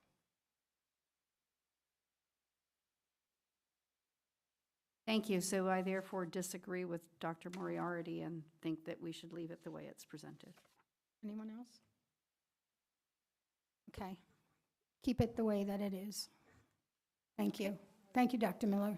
Thank you, and this will appear on in 2 weeks on the board agenda for official action. So I'll make the changes as requested. Thank you. Thank you. Okay, discussion items. Martin County Legislative Delegation. We have a little platform here. Does anyone have any changes, additions, comments? I'm just curious, where did the, and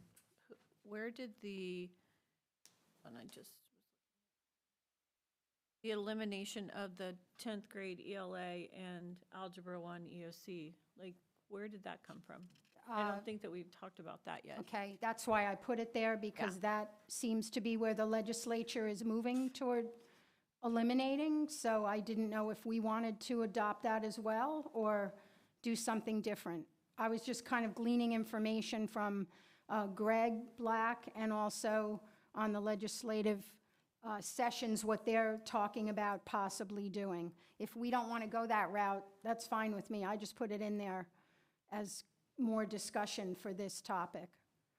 And I just wanted to say, I made an error. I didn't mean to say K through 12, I meant to say K through 8. And I noticed that for hazardous conditions for the second one, I mistold Ms. Falls K through 12, I meant K through 8. Because that's something also that they're looking into because of a lot of input from different counties that are talking about changing it, even though it probably is going to cost more money. But I didn't want to move away from your question, Ms. Powers. If we don't want to do that, that's fine with me, and we'll just do the graduation requirements and concurrent scores.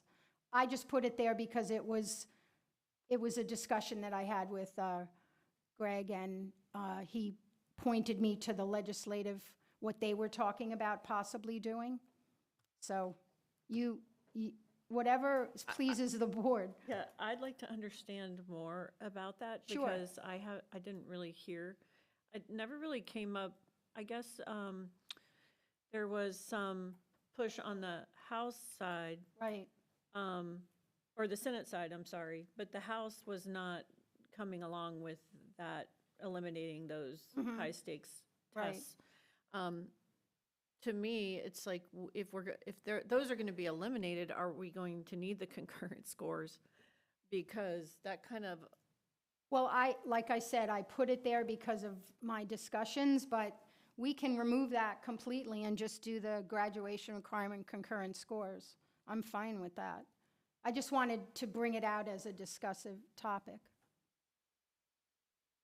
And then as far as the hazardous walking conditions, that should be changed to K through 8. is it K8 or K6? Well, right now it's K6. K6. But there's been a lot of discussion to make it to 8th grade because 6th graders are in the middle school. Right. Well, I'm really not, I think hazardous walking conditions need to be updated, and we need to be looking, because I am an advocate for busing children to school. And however, I am not interested in doing something if there's not money tied to it, Right. because it's just going to put us in a really bad situation if they change and maybe reduce the 2 miles to 1 mile. If they don't give us any money to do that, we're already operating, Okay. overspending our allocation by $3 million. Yes. So unless they're willing to do that, I don't think that's something they should do unless they're going to fund it. Okay.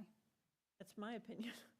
Like I said, I just put them out there because those were some of the topics that I felt were important for us.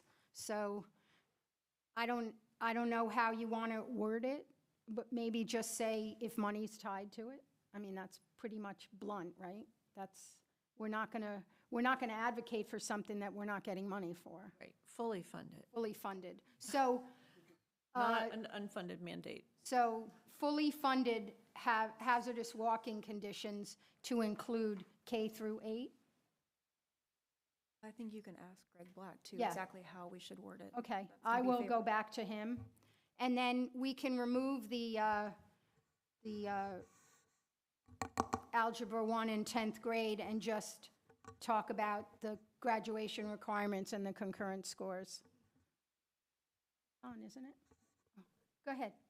I would prefer to remove the update hazardous walking conditions for riding the bus altogether, because I think that what we have now is, with the way that the rule says that it's already costing us $3 million extra to do that, even if they updated it and said, okay, we're going to do it, and even if they gave us a little bit of money, it's going to expand that $3 million piece to $4 million or something along those lines. And I think that, so that the cost to us is still going to be the same. I think that one of the reasons that when it comes up, it doesn't get addressed and goes away is because of the high cost of it. And so I think it's a non-starter. I mean, I think there's some chatter around that, but I don't think it's going anywhere. And I think even if it did, even if they said, okay, you can do your survey and you can go up to grade 8 for your survey and we'll pay you for those students, it's just going to increase our cost from 3 million up to 4 or something. So I would prefer to just take it off completely. Anyone else? Okay, so basically we are left with the concurrent scores. If there's another insert that someone would like to discuss, Ms. Powers? No, I was just going to say, I think graduation requirements kind of encompasses Okay. Concurrent scores. It would encompass, if the legislature decides to eliminate the Algebra 1 and the 10th grade ELA. Okay. Or graduation requirements. So Okay. I think we just. So that should be focus our on- focus. Our legislative focus is on concurrent, or just graduation requirements. Yeah, and I really think that we have a group of students every year that have met every standard. That's they've met every standard except they are maybe points. Most of them that have been, they're points away, like a couple. Some are 1 point away on a high-stakes test, but they have a B+ or even an A GPA, and we're holding them back. I'm not opposed to having other options for students to meet that requirement, like adding, we already have the SAT, the ACT, adding back PERT, which can be done, tested locally, and they can take that test more often, so it's better to prepare. They can take it every 7 days, I think. So being able to help the coaches being able to prepare those students, I think is a better opportunity. So I specifically would like to have the PERT added back in as a test that they can meet that requirement. Okay. Thank you. All right, now Mark Seacrest, Crystal Lake Elementary School. Oh, I skipped it, I'm sorry. Veterans Day Proclamation. This would come in November, but I wanted to bring it to the workshop because I don't want to introduce it halfway through November. So does anyone have any comments, concerns about the proclamation? It'll go on the October 21st board agenda. Anyone have any comments? Okay, thank you. Okay, Mark Seacrest, Crystal Lake Elementary School proposed addition options.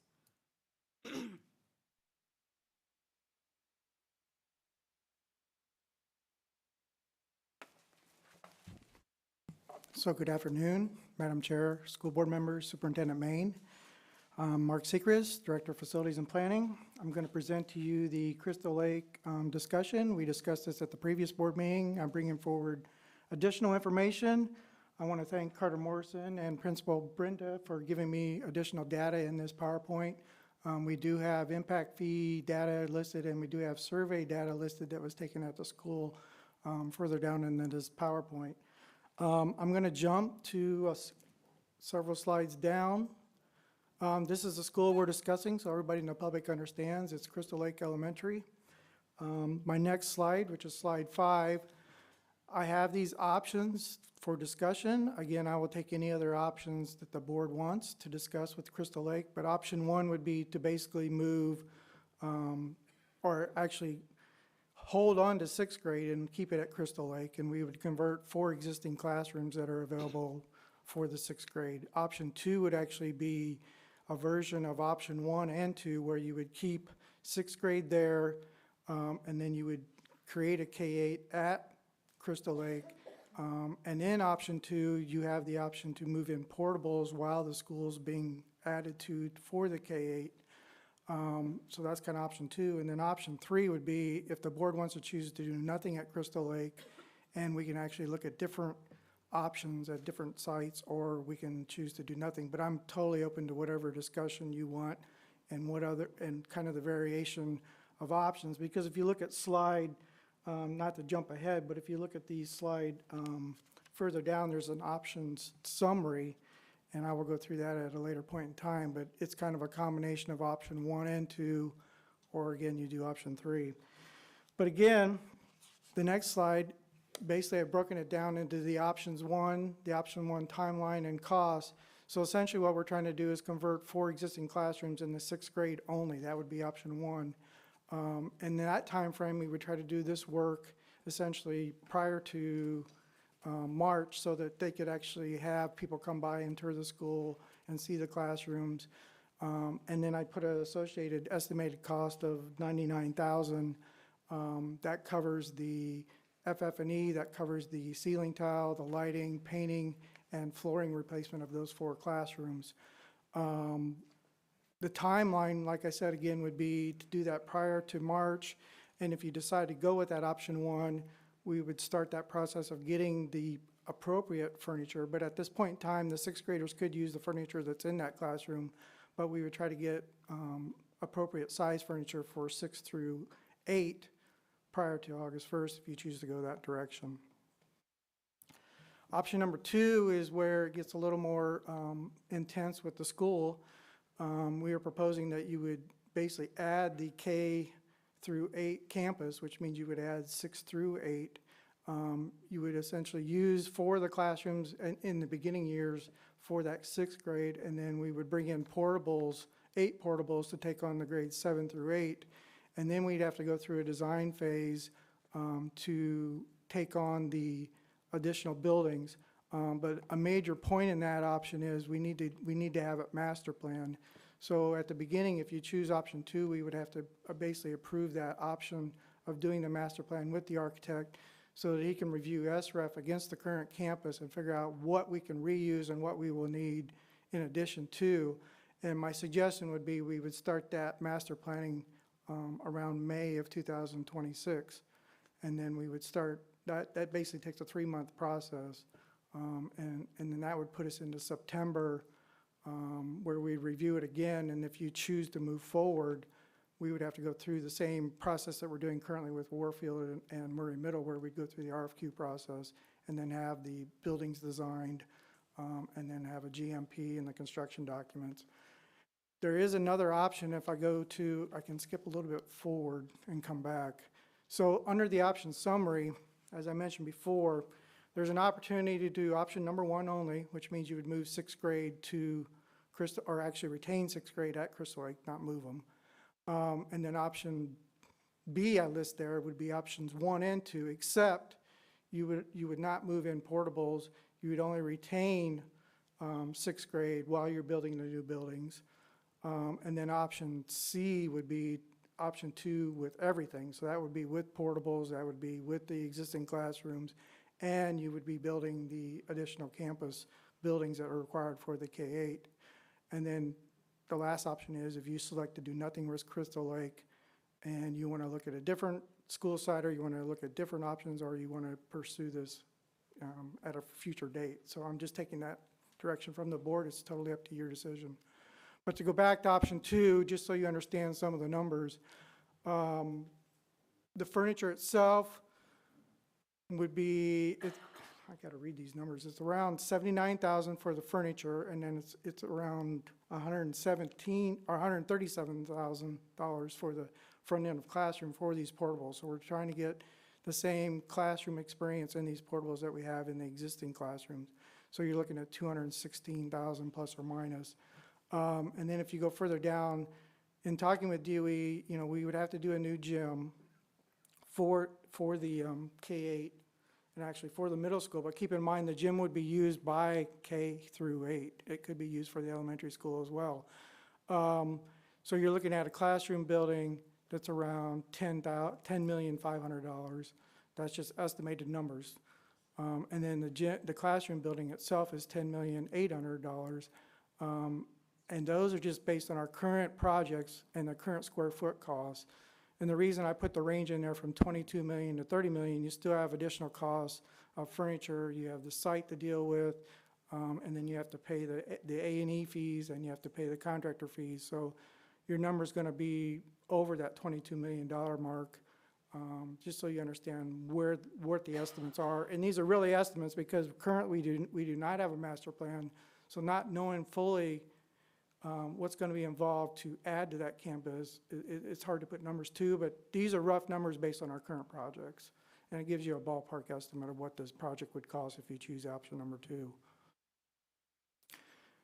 So option 2 continued. Like I said, we go through these planning phases. Our goal is to basically, like I said, it would end up at the same process as Murray Middle and Moorfield, where we would start that master planning in May. And then once everybody would see the master plan and what's involved with creating a K-8, then we'd have to go through the same process of RFQs for the CM at risk and the A&E. And then that's, you know, like a 9 or 10 month process. And then the GMP would have to be approved by the board. So everything would have board review and board approval if you do choose option number 2. So as we move forward, we actually got survey data from the principal. Brenda was able to provide that to me. I will apologize in advance on slide 12 before we get there. The data actually got duplicated. So in reality, slide 12 and 13 should have merged together, but it duplicated the information. So the last 4 bullet points on slide 12 are duplicate information. They're not wrong information, they're just duplicated. But you can see here, the school did basically a survey with 5th grade, and it was 50 out of 74. Did I read that right? Yeah. So it basically said, if offered, would you want your student to remain at Crystal Lake? 6th grade is offered, and it was 38 out of 50, so it's 76%. If offered, would you want your student to remain at Crystal Lake 7th, 8th grade if the option was available? So that was 38 out of 50, 72%. If offered, would you want your student to attend current home zone middle school if not at Crystal Lake? That resulted in 23 out of 50, so it was 46%. And then it said, if offered, would you want your student to apply for school choice to attend a middle school other than your home zone's middle school? And that was kind of low at, I can't read that number exactly, I think it's 18 out of 50, which is 36%, correct? So that was the 5th grade data. They broke it down into graph charts here. But I can expand on this, or I can go to the next level, which is the slide I mentioned before. This is the fourth grade data where the data was actually duplicated in the last 4 bullet points. So it says, if offered, would you want your student to remain at Crystal Lake if 6th grade was offered? And it was yes, 37 out of 46, so it was 80%. And then if offered, would you want your student to remain at Crystal Lake if 7th and 8th grade was an option if available? And that was a yes, 36 to 46, so it was 78%. And then the remaining 2 bullet points in 4th grade were kind of the same as 5th grade. If offered, would you want your student to attend current home zone middle school, if not Crystal Lake? And it was 17 out of 46, 37%. If offered, would you want your student to apply for a school choice to attend a middle school other than the home zone's middle school? And that was 19 out of 46, 41%. So that's the survey data for 4th and 5th grade. They actually did some work on this next graph, which basically is the K through 3 grade responses. What grades are your students currently in? You can see that graph. And then Crystal Lake Elementary survey information, K through grade responses, and you can see their responses related similar to the responses for the 4th through 5th grade. And then we come to the enrollment information. If we jump down to the next slide, which is the current information, this is the migration information that you guys asked, and it's basically all the elementary schools and then how the students migrated into their middle schools as they left their attending elementary schools. And then at the bottom, I show you where these migration patterns, where each school goes based on their zones. And I can take questions on that, or I can keep moving, but I'll keep moving through the slides. And then on the Martin County School District count information, we actually took a count on at the start of school, and that's the very far right column. So you can see what happens when you take an attendance number and then you add in the actual ESE and I think what it's called, pre-K. Pre-K is the right number. So you can see how even though we're showing capacity, once you add in the ESE and pre-K, how some of that capacity is used by those students. But you can see what our total count was recently, and I've actually provided what it was in the past 5 years. These are the numbers I get from Carter now and Val. And then impact fees. So the impact fees, you can see currently we are projected, it's around that $6 million mark. And what that is, a roll forward from the previous years and then the current projected number for this school year. And then at the bottom, I have the graph showing the impact fees of what we have projected for use on the next 5-year capital plan, and that's $16 million. And the reason I show these items, if you so choose to do Crystal Lake with a K-8, there is a possibility you could use the impact fees, and I would have to work with Carter to redirect some of these funds to pay for that project. Because what I presented previously in September was, if you use local funds, you can basically add capacity to this school without going through a DOE review. And once you go past those boundaries, then it requires approval from DOE. So these are the available funds we have using impact fees. I will kind of make a mental note for you. We have the impact fees projected for projects, but at some point in time we will have to use them. And if we don't use them, then we will have to return them.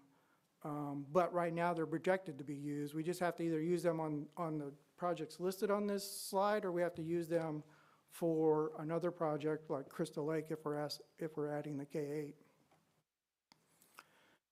And then here again is the discussions we had with DOE, and then we actually had our consultant, which I can provide you that memorandum if you want it from our consultant about impact fees, and basically stating that we can use the impact fees across the district and we are not limited to the zone the impact fees came from our attendance zones, or CSA zones as you know it. that is the end of my slides. I'm open for any conversation or direction you want to provide.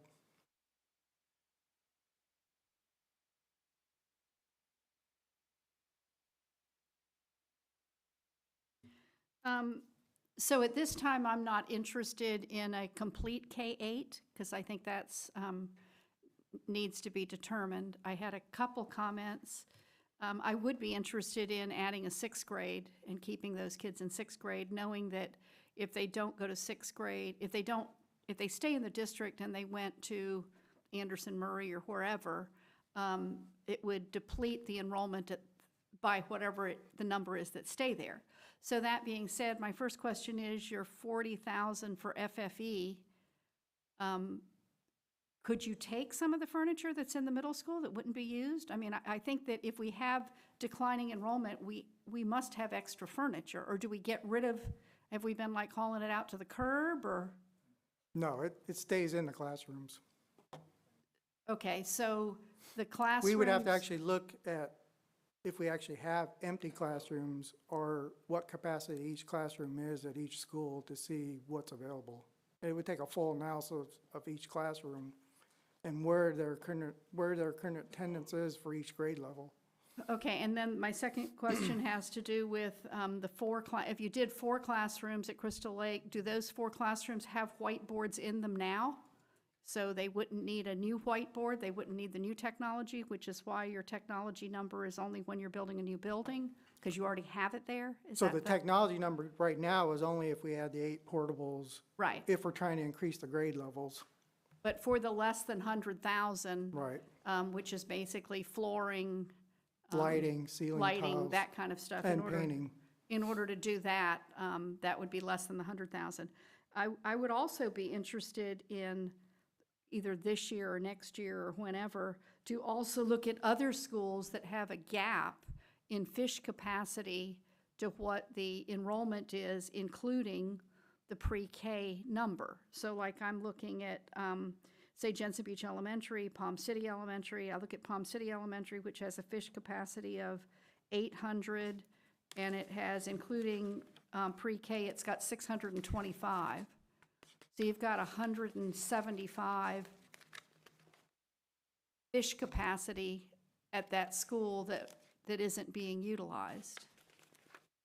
So I'm imagining that you also would have extra classrooms in those schools. If I look at that one, if I look at Jensen Beach Elementary, if I look at Seawind Elementary, that's showing a fish of 764 and count including the pre-K of 477, that's pushing up to the thing. I think that my feeling would be that the schools that, I don't want to call them struggling, but the schools that are getting the extra attention, the schools that are the ones that are a C school or a Title I school or those type of things, I'm not interested in disrupting that. I think that is its own issue that's going on, but I think if you're already in a school and you've got extra classrooms, if we have the ability to hold on to kids for sixth grade at a cost of less than 100,000, I would be interested in that. Thank you. Anyone else? Well, I don't know what to think about. I'm just not sure if it's if we just add sixth grade, not knowing truly what the numbers are going to be. Because when you only had of the fifth graders, I was getting all confused. Hold on, to fourth grade, fifth grade. Only 68% of the fifth grade parents responded. So we're talking about 38 kids that would remain. Well, I think you had 50 that responded out of 74, I think was the number of fifth graders. Yes, 50 out of 74, and of the 50 that responded, 38 said they were interested. Right. So we're talking, do we need 4 classrooms? I don't want to overbuild again and then create more of a capacity, because then what happens in 7th grade? I mean, I guess I would want to know what the benefits are just for sixth grade and then they go into a traditional middle school? Or like, what is that? Well, and I talked to the superintendent about that, and I believe that the certification for elementary lets the teacher go to sixth grade. Is that correct? It's a K-6 certification, so you already have that piece in place. I think that whether it's adding 2 classes or whether it's adding 4 classes, I think if you add the extra classes, if it's $100,000 to add 4 classes, I think you set it up so that you see where the demand is. I mean, let's say you settled in between and you said, okay, I'll add 3 classes, and I mean, we'll work on that. So even if you had all 74 that stayed, or you kept the majority of the 74 and you added some additional ones from out in the universe and Correct. brought those in, and you ended out with a 6th grade class of 74 kids, I think a 6th grade class of 74 kids needs the 3 classrooms and potentially the 4 classrooms. I think that's probably, I'm thinking that's where you got your number from. Right. My guess, but. That's if every student came, or we had a max, whatever your max capacity would be for the 4 classrooms. Yeah. And the trick is, if you said, okay, well, I'm only going to accept X number of students, I'm only going to accept 66 students for 6th grade. If you're currently going to this school, you got first dibs on a seat in order to stay, and it's the first 66 that sign up, you know, you could go in that route. I mean, I don't know if you ended up finding out in March that you ended up with 74, whether Mark and his people could scurry around and create the 4th classroom in short order. But I mean, I think that when you look at the class-by-class enrollment piece, I mean, I think that it's, I know that there's the money that's in there in the 5-year capital plan that we approved. There is the 100,000 that's sitting there. Correct. I think it's 100. It might be a little bit more than 100, but I believe that it's at least 100. Maybe it's 140. I don't remember numbers really well all the time. Well, Those keep are in mind, local- with those are the, lo- with the local 4 dollars. classrooms, you actually could, I mean, you could go up to a capacity of 96 students. Yes. So So- you could easily say everybody who's there can stay without any problem. But I mean, I just think that, I think to dip our toe into the water to do that, even if we said, okay, we'll try this year, and then at the same time, instead of overstressing you all, let's look at where we can go with other places in the county that have that same gap. So whether it's Seawin, Palm City Elementary, et cetera, I think that, I just get concerned that all we're doing is shuffling kids around. Yeah. We are in doing that and creating a situation where we have a K-8, we're decreasing the enrollment more at our traditional middle schools. So then what?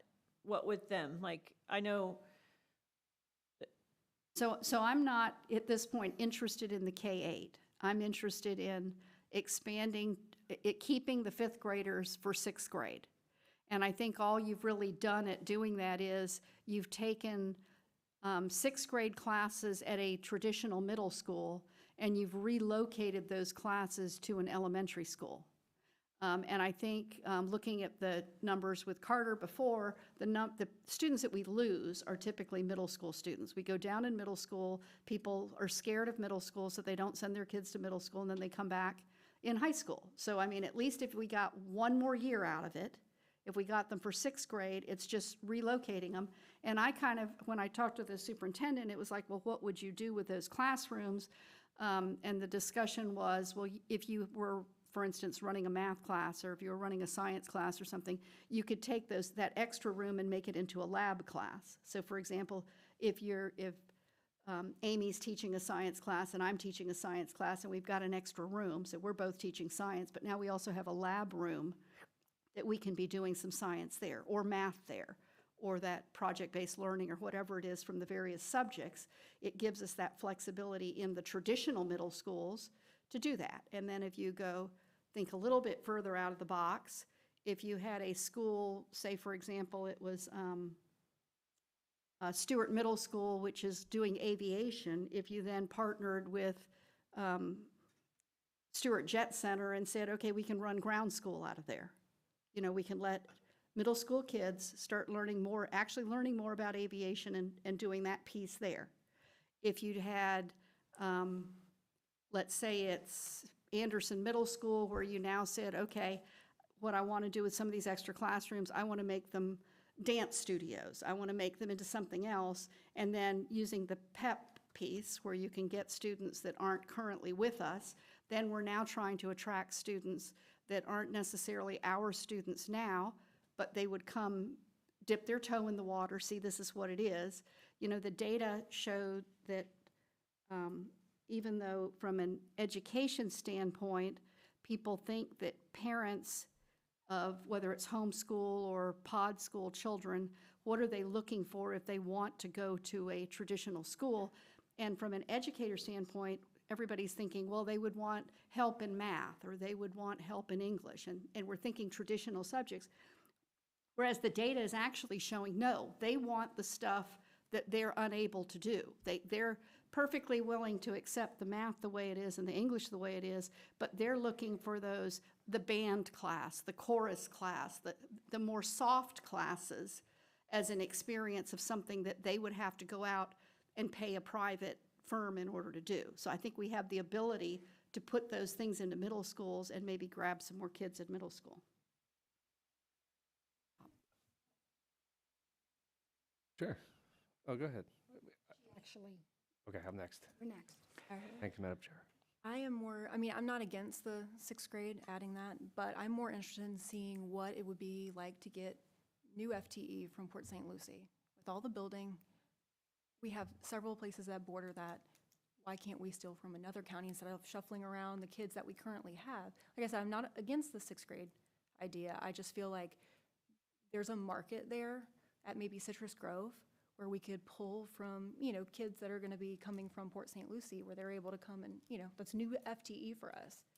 That's adding a whole new group of kids. Just a thought. Thank you.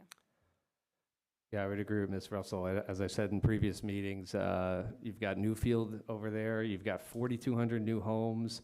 I toured Citrus Grove Elementary and just kind of whispered it around. What if this were an option to stay here and not have to drive all the way over to Hidden Oaks Middle School? And the excitement level, I can tell you, was real. So I feel like that's the opportunity. If you look through these enrollment numbers, we lost 6 kids outside of the district in 23-24, 1 kid in 24-25, and 8 kids in 25-26 out of Crystal Lake to a non-district school.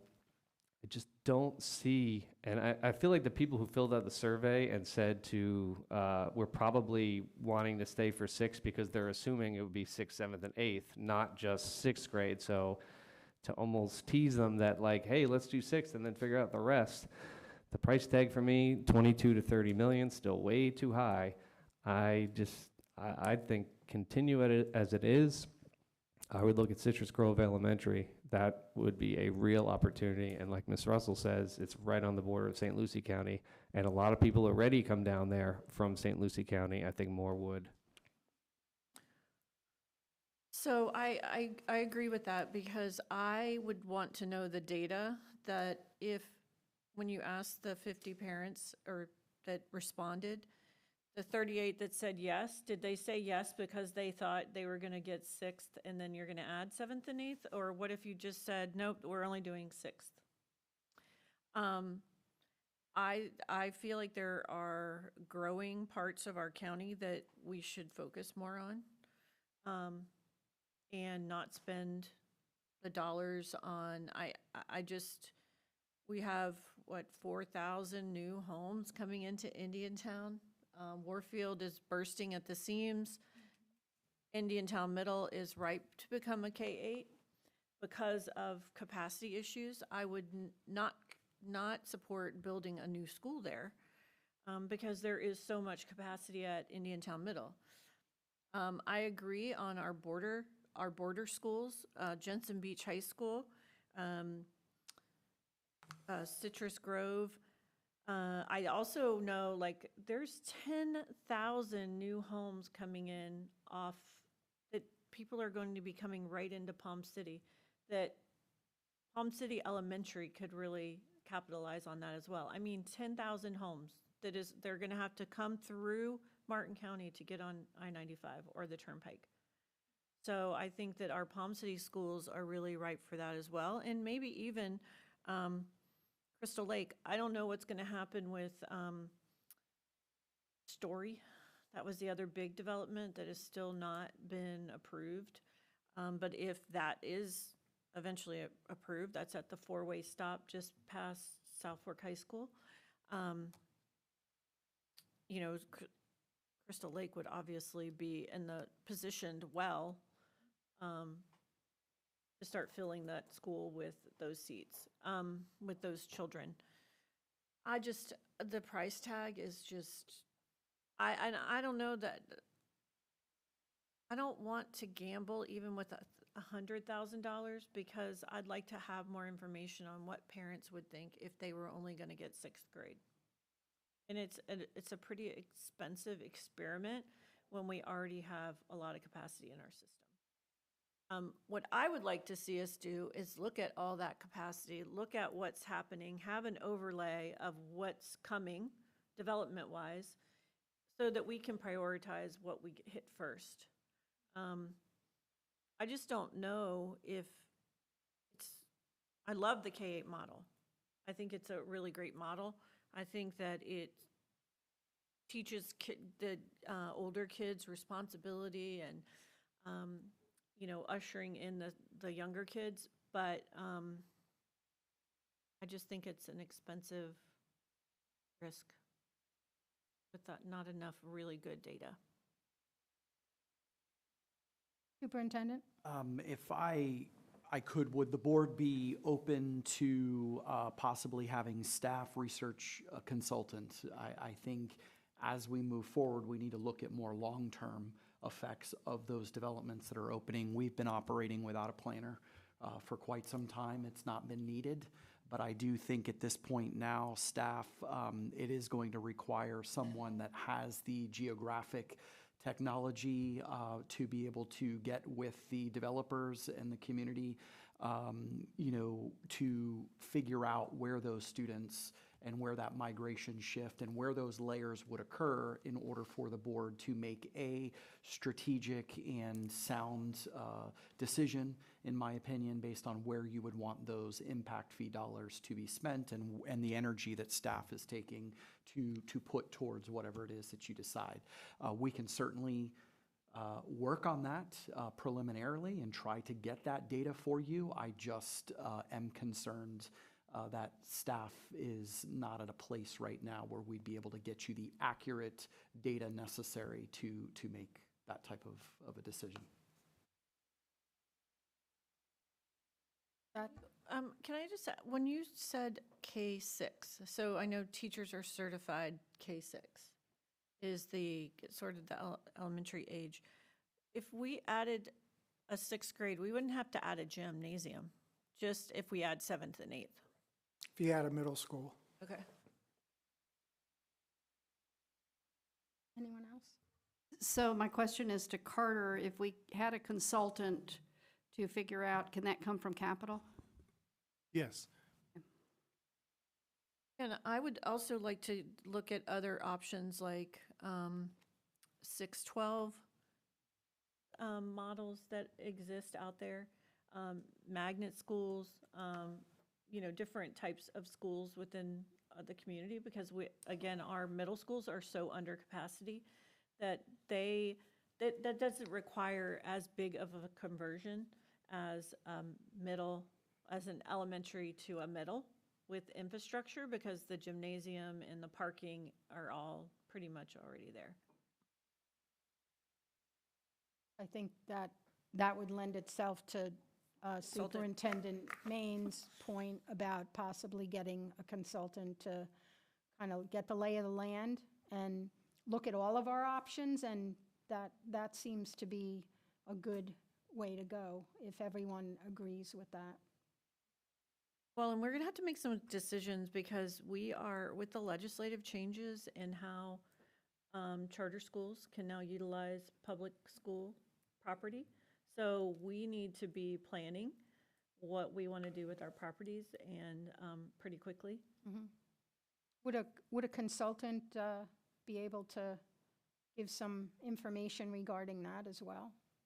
That would be one of the parameters on underutilized facility, classroom space numbers that are open. All of that would, in my opinion, would be the complete package that we would present to the board to let you know where we have space, what it's currently or not being currently used for, and different models to your request that could be presented, and where the those models would have the biggest bang for our buck, if you will. Should it be at Citrus Grove Elementary? Should it be at Indiantown Middle School and Warfield? I think we're just stabbing in the dark at something that we don't really know is going to come to fruition. We hear all of this development, but we need expertise in that area to really give you the data that I believe you need to make a sound decision. All right, so I think it appears that a consultant is our next step. So however that works. We would bring it back forward to the board through our proper Okay. mechanisms All right. for you all to make a determination and approve All right. that or not approve. I would like to say that I do agree with Brian and with Jen that adding a sixth grade to Citrus Grove, whether it's 4 classrooms or whatever, would make some sense, even without a consultant, anything else, just because of the number of cars that are. Yeah, and they do have available classrooms, just so you Yes. know, as well. Yeah. Just. Okay, thank you. Thank you.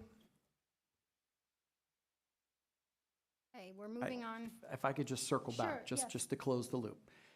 If you're looking at adding sixth grade to certain schools that have capacity, staff is ready and able to certainly deliver that information to you if that's what you're looking at. If you are wanting information on 6 to 12 models and K-8 models and which schools all of those would be better utilized for those and where the students would come from, that's where I would advise that you allow us to move in the direction of a consultant. And I would just say that, as to what Mrs. Power said, maybe we need to take the survey again with more specific. If you're going to stay for sixth grade, are you staying for sixth because you think seventh and eighth are coming down the pike? Or are you answering yes just for sixth grade? So the schools that do have capacity, I think a survey would be welcome to get that information. Well, and I'd like to know what the capacity is. Right, yes. As well, and how many Yes. how many classrooms are vacant? Is it feasible to take a fifth grade and move them to sixth? I would want to do it knowing that we're going to add seventh and eighth, though. Okay. Well, and it's also fish capacity, and everyone also knows that just because fish capacity says that you can put 15, 16, or 20 students in a classroom doesn't necessarily mean that's what we would do. It could be built as a resource classroom that is counting into fish capacity, but we wouldn't utilize that classroom for a regular standard classroom of sixth graders or seventh graders. So it is very important that we walk those buildings and know exactly which rooms are available when we say that we have classroom space, just so that we have all of that. Well, and if we shifted to something like an arts type of high school that really focused on the arts, like band and not just band, like marching band, but all different symphonic band and all the other classical music and chorus, and obviously they wouldn't be utilizing classrooms the same way at like Anderson Middle School, say, that we wouldn't, every classroom would not have students sitting at a desk all day long. So there would be separate, so there probably wouldn't be as much room as we think. Thank you. Okay, we're going to move on to school board policies. I would like to note for everyone that the following policies are being pulled at this time. 6.02, 6.05, and 6.14. So 6.01, standards of ethical conduct. Can I get a motion? Just for discussion, okay? And is there anyone in the audience that would like to say anything about any of these policies?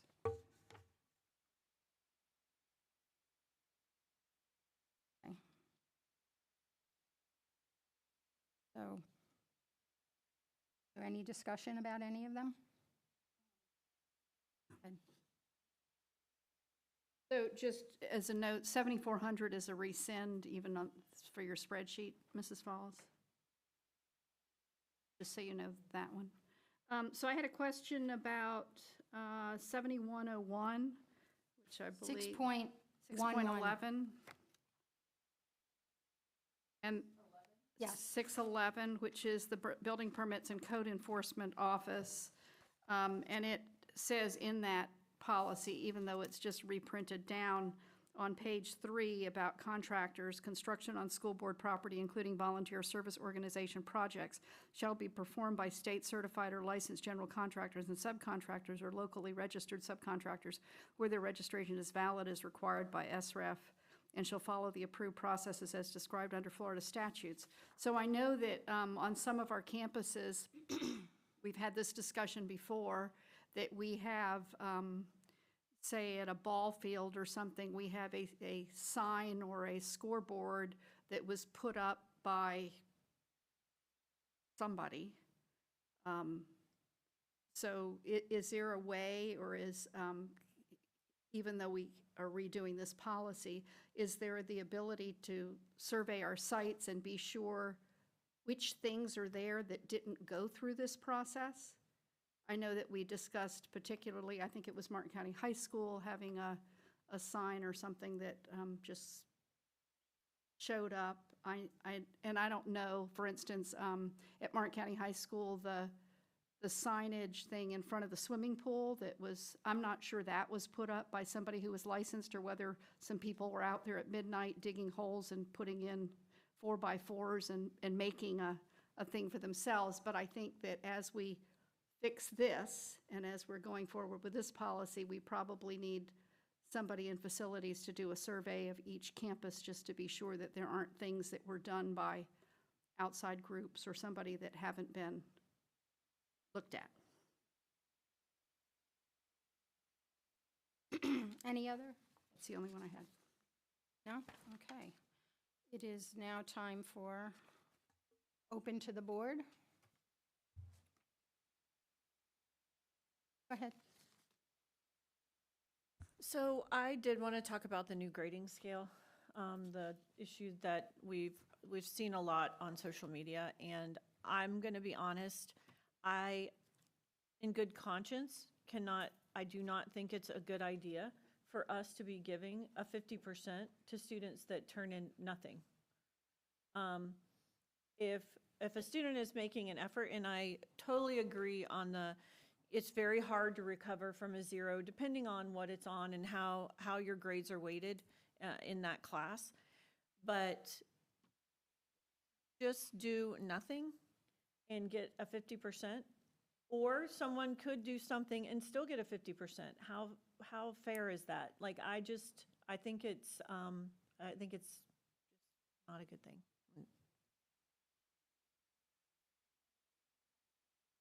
That in particular. I do too. Go ahead. So, so I answered the gentleman who spoke today and open to the public, who sent an email out. I answered him, and it's a mathematical computation. When you're converting a 100-point scale to a 4-point scale, it's purely math.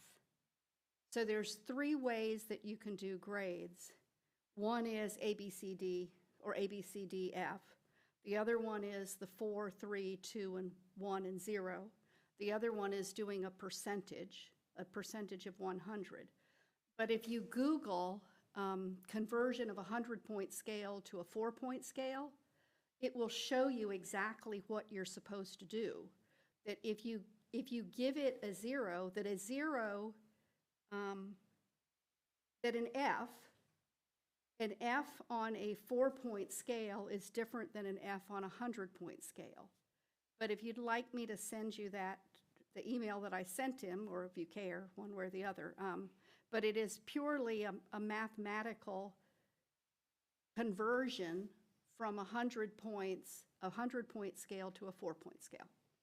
So. Yeah, I mean, this is definitely an issue for me as well. And it's very unclear to the public, and it's hard to explain. So I've reached out to the superintendent and Dr. Laws, and I was wondering if maybe they could help explain this, because I know part of this is Florida law, and part of this, it's very vague. So is it possible we could hear from either of them to help explain this a little bit better to the public and see if there's any merit there? So let me just give you a little bit of background information, and I'm not going to try to get as bogged down. I think this is going to probably result in a follow-up. But what you all are talking about has been in place now for a couple of years. This was board approved close to 3 years ago. This is not new. It is a conversion based on what Mrs. Roberts said. What I will also tell you as a board, and what the community needs to know, is that you all didn't just arbitrarily come up with a policy.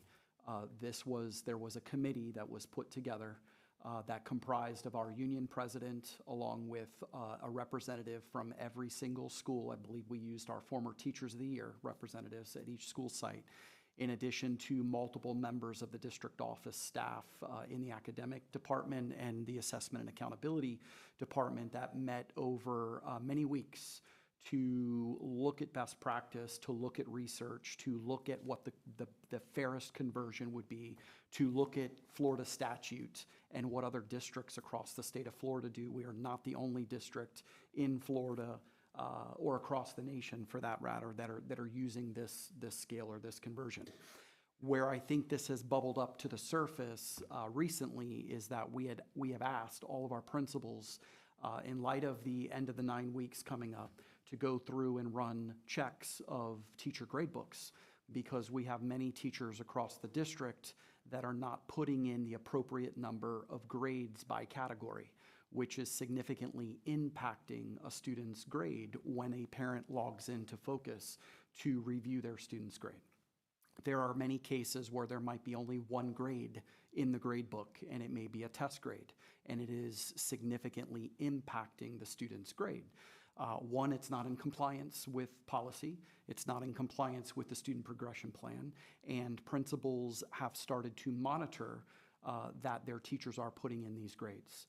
This has resulted in updates to grade books, making sure that that's being done, and teachers that I think have gotten a little frustrated over a policy that they were not aware of that has been in place for a couple of years. Now, we can say that it's on the teacher to know, or we can say that it is on the building principal and the assistant principal to have made sure that their teachers understand what our grading policy has been as a school district and what is required. I believe that had this been monitored and had been closely monitored over the last couple of years, you wouldn't feel this bubbling up. I am open. We certainly are open to bringing back the team, to continue looking at whether or not our practice is sound and whether it does need to be changed. We're definitely not closed off to that. But I do want the public to understand all of the grading that was done last year, all of the grading that was done the year before, was all based on this board-approved scale that was brought forward by an entire team of teachers, including the union president who sat on that team. So this wasn't just something we did. This was worked through in alignment with what we felt was best for this conversion. So I'm open to the direction from the board, and we certainly can get the team back together to decide if we need to move in a different direction. Yeah. Can I just rebuttal that? Just one thing, because I did get an email today, like other board members did, about a situation where students were not doing an assignment and just taking the 50 out of it and doing no work. And I think that that has to be addressed, where you have students that are willingly not taking an assignment because it's not as harsh of a penalty anymore. I think we need to take that into account. I understand the system, and I get that, but that situation I don't think is productive for students. So I think that needs to be addressed. Thanks. I was going to mirror that. I don't think a student who sits in the classroom and knows they're going to get a 50 should be getting it. It's wrong. It's wrong to give a student who's not making any effort. Now, I understand if they master the material, that's one thing, but if they're just not working, I don't believe we should be giving them the opportunity when they're not putting in any effort at all. So I think there has to be some sort of language that gives the teacher latitude. If the student is absolutely not participating and just waiting for their 50, that needs to be dealt with separately than the student who tried, who put in the effort.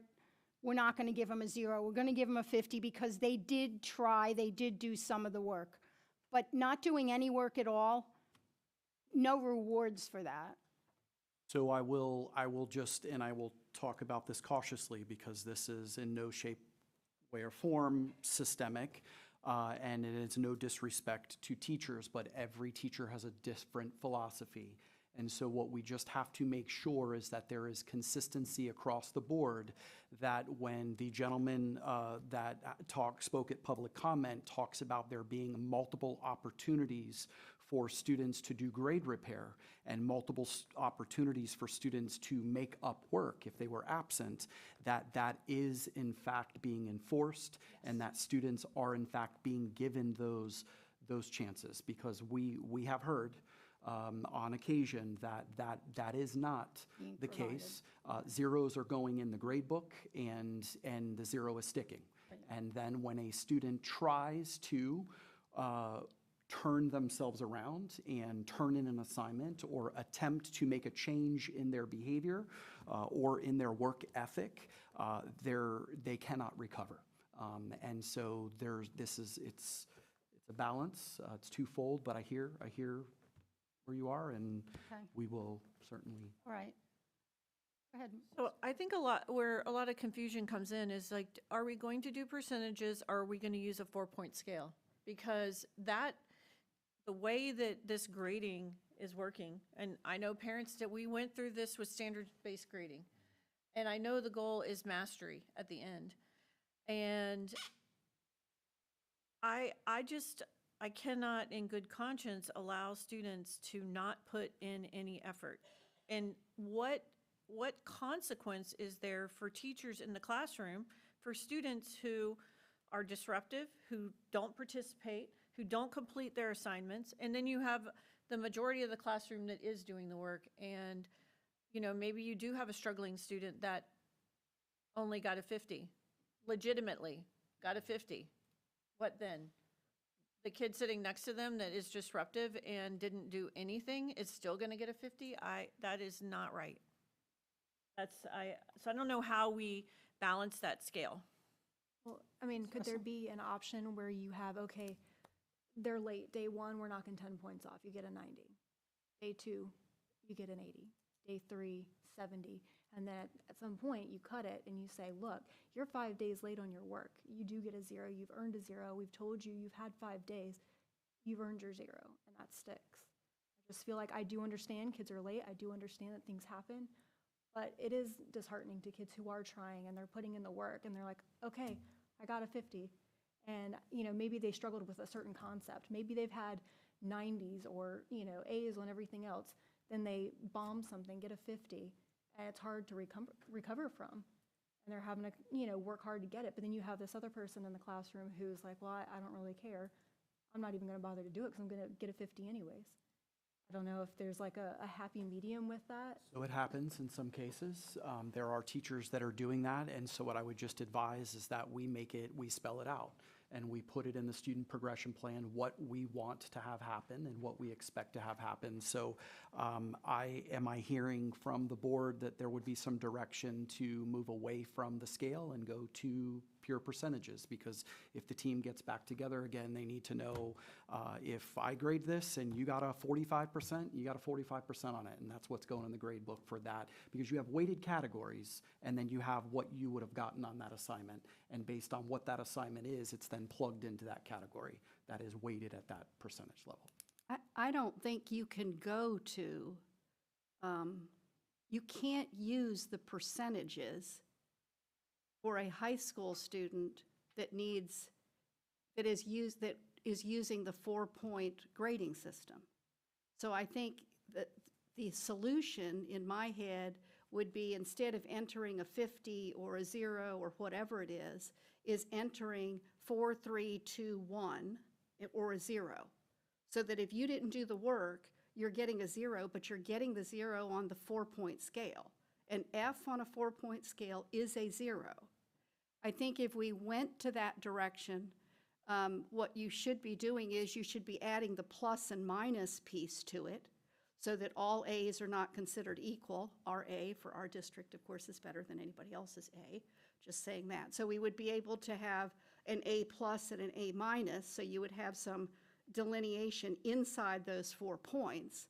But I think mathematically, you cannot just go to that pure percentage piece and come up with the right scale when you get to high school. I mean, it just doesn't mathematically work. There's all, I mean, if you Google the conversion from the percents to the 4-point scale, to the 100 scale to the 4-point scale, I mean, it's all there of exactly what happens. So the problem is they're in between assignments are being graded on a, how many out of 10 did you get? Did you get 8 out of 10 right? What percent did you get out of the 100? They're being graded that way, and then we're having to convert. So if you really wanted to do it in the pure sense so that you're now competitive and you're dealing with what the whole rest of the world is doing with the 4-point scale, you need to give everybody grades based on the 4, 3, 2, 1, and 0. But in college, when they have the same grading system, they have the plus minus, and we have to be very careful, because when we implement a plus minus system and everybody around us isn't doing that, it puts our kids at a disadvantage when in their GPA calculation. So I'm just putting that out there, because there are certain Florida colleges, for a while, one of the major universities was only using a plus and not a minus, but other schools were using the plus and the minus. So it put those kids at a disadvantage when they went to apply to graduate school, because their GPAs were lower because of the minus. Right, and the only reason I would think that you would use a plus minus is on interim work, not on your final grade. Your final grade is still... In college, that's how they do the 4-point scale. Like, if you make a B minus, you get a 2.75 is your point scale, point. A B plus is a 3.25. You assign the points based on the percentage of your grade. The 0 to 50 is still an F. So if you get an F, you get 0 points. You get 0 to 50, you get 0 points. Right, okay. And Which depending on where you in a 4-point scale, that's what you should be getting. Right. On a 4-point scale, you get a 0 for that, yes. But when there's a grading scale, and then there's the conversion scale for your GPA, which is based on plus, minus, and the points assigned to each one. So it doesn't matter if you could have if your scale is 93 to 100 is an A plus, or an A, probably not a plus, just an A. If you have a 92, you're docked. Yeah. You know, like, it's brutal. Yeah, I think, But it's the way it works. bring it back. Okay, Yeah, thank you. and I don't want to overcomplicate this either. I think we're talking about a specific issue with and not overhauling the whole grading system. So I think we should, because we trust you and the work your team does. So I want to give respect there. But so we don't have to come back with an entire new grading system, but just Focus on the that 0 piece. 50s. Yeah, would be how to rectify that Giving a issue. kid a 50 for doing nothing. I think that we kind of all felt the same about that. Okay, thank you. Anyone else in or open to the board? Okay, I'm going to adjourn this meeting. We will take a 10-minute break, and then we will come back for our special meeting.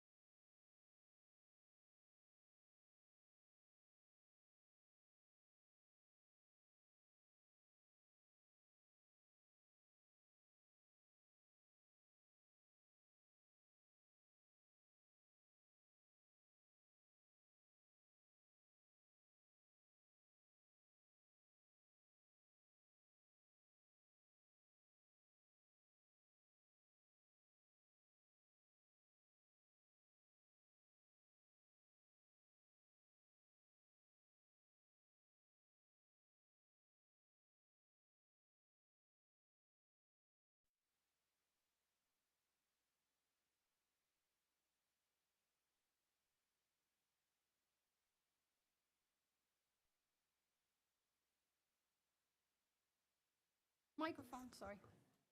Calling this special school board meeting of Martin County to order.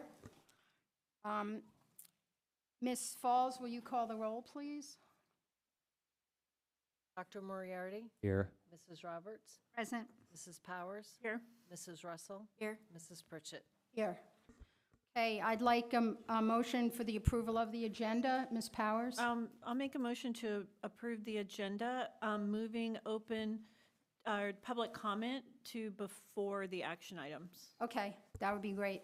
Can I? Second. Second?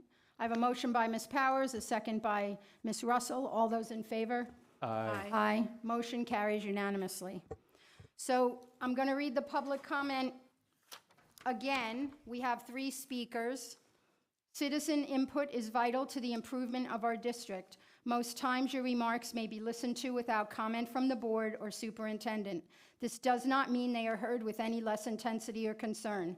Where appropriate, the superintendent and staff will investigate your comments and report back to you and the board with an answer. We thank you for taking the time and having the concern to make our district better. Your presentation to the board should not exceed 3 minutes. Letters or statements from others not present can be given to our clerk, who will be sure that each school board member, and the superintendent receive a copy. To keep our records straight and authentic, our policy does not permit you to read the statements of others into the record. First up, Andrea Dixon, followed by Sam Fandino. Good afternoon, good evening, it's after. Freedom of speech is the right to express your ideas and opinions without government censorship or retaliation.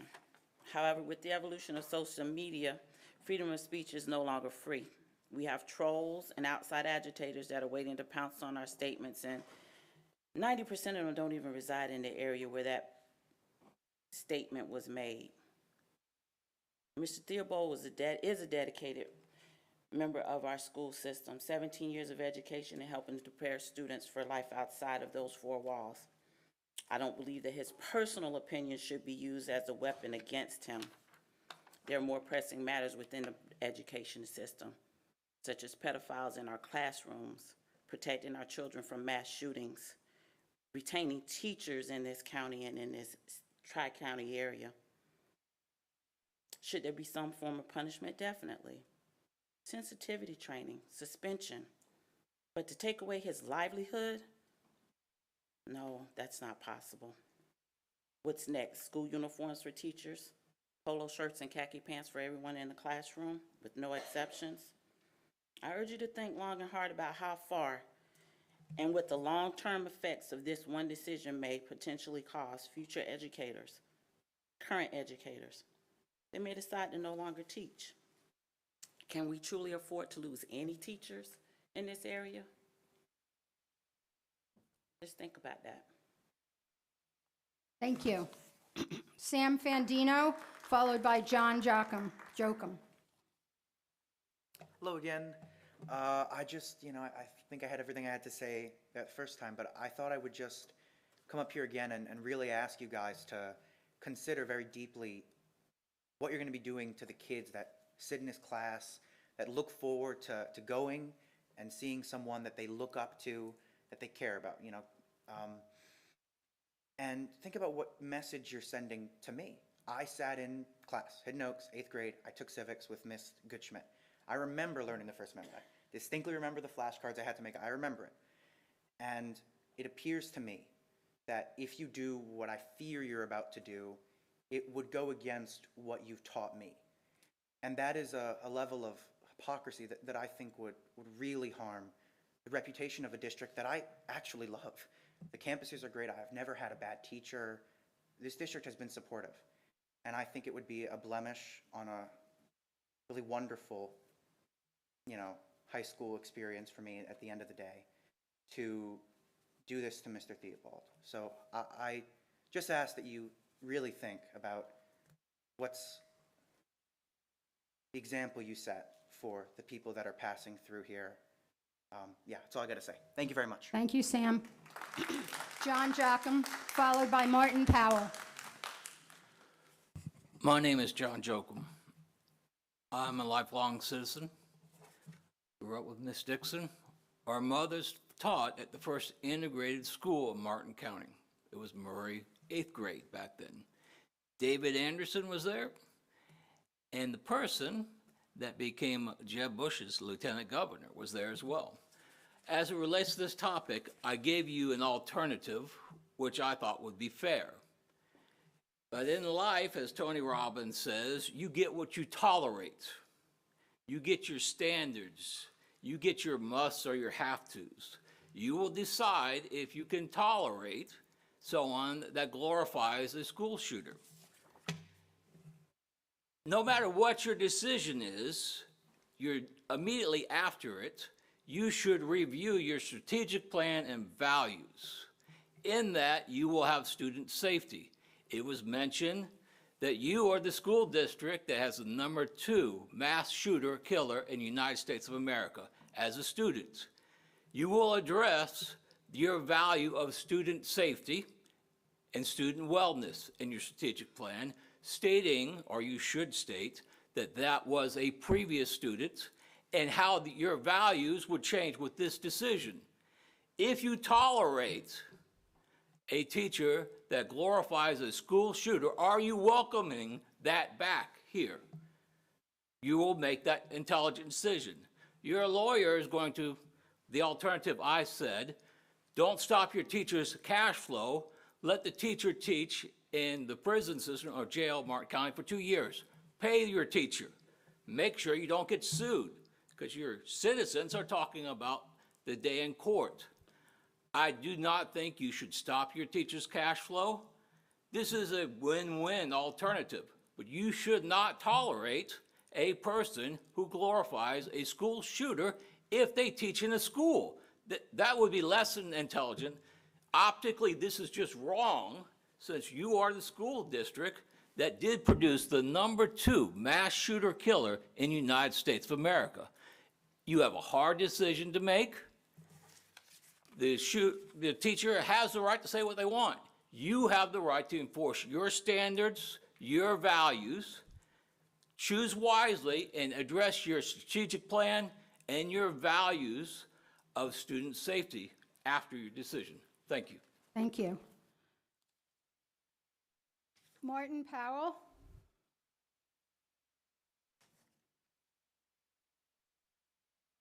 Good evening. My name is Martin Powell. I don't know if I'm going to get an opportunity to address the agenda item, so I'm going to be here to represent Matthew Theobald before that. First, let me be very clear. This was not glorifying a school shooting. This was not violent. This was not dancing on the grave. This was not celebrating violence. This is none of that stuff, right? So be very clear about this. That's not what we're talking about.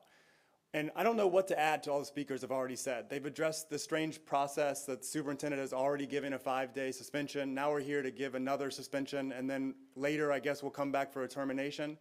It's a very strange process. We look forward to fighting about it in court if that's where we come to. But the benefit of it is you have an opportunity to consider this, to actually listen to the constituents that showed up here rather than those from other states who did not, who made a big deal out of about this at the media. Or in the social media, not the media, right? You know, I think that there are a few things that are very clear in this case, right? We have the normal termination issues of 7 tests of just cause, whether he was provided fair notice. We've had speakers talk about that, whether the rule is reasonable, being applied fairly. We've had speakers talk about that. You have other educators, board members, and others who have said things online that have had no consequence. For some reason, Matt Theobald has the consequence of termination, right? We have progressive discipline that's been discussed here today. A 17-year teacher whose student came here to speak on students, whose parents came here to speak about parents, and whose colleague came to speak about his experience in the classroom, never having once an issue in that classroom for 17 years, teaching civics, teaching history, touching on topics like fascism, communism, and issues that could very well present an opportunity for someone to share their political views. But did he? No, not for 17 years, right? So we have these issues, these normal discipline issues, just cause, principles of progressive discipline that this does not comply with. But bigger and more important than that is the policy that you're setting for your employees. This is a First Amendment issue. It will become a First Amendment issue if it hasn't already, right? You have an opportunity to step in and stop that. It's not violent, it's not celebrating violence, it's none of those things, right? Is a public figure, an issue of public interest. Charlie Kirk is clearly that. Mr. Theobald has a right to express his opinion. What you're looking at and what you're purporting to act on is the disruption to the district, the disruption. But the investigation just points to Facebook comments. It doesn't point to actual disruption. So I'm asking Mr. George and this board to talk to your lawyers about what this actually looks like. Talk about the actual impact of what's called a heckler's veto, allowing the mob to dictate the response rather than the conduct to dictate the response. Don't make this worse. Please don't make this worse. Thank you, Mr. Powell.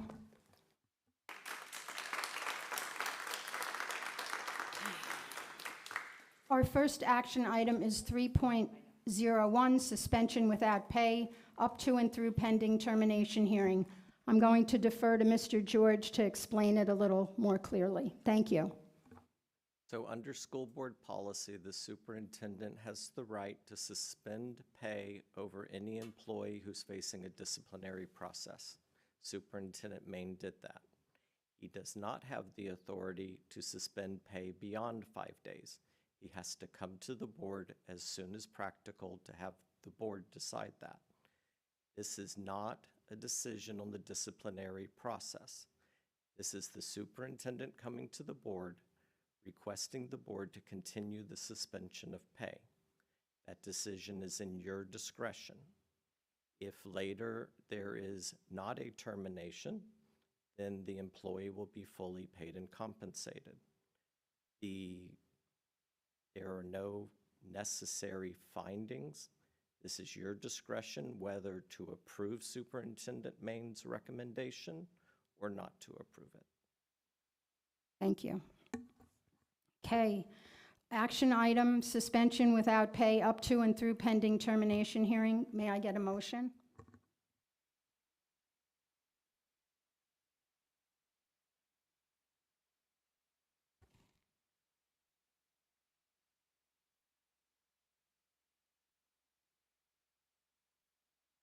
Okay, seeing none, the item dies.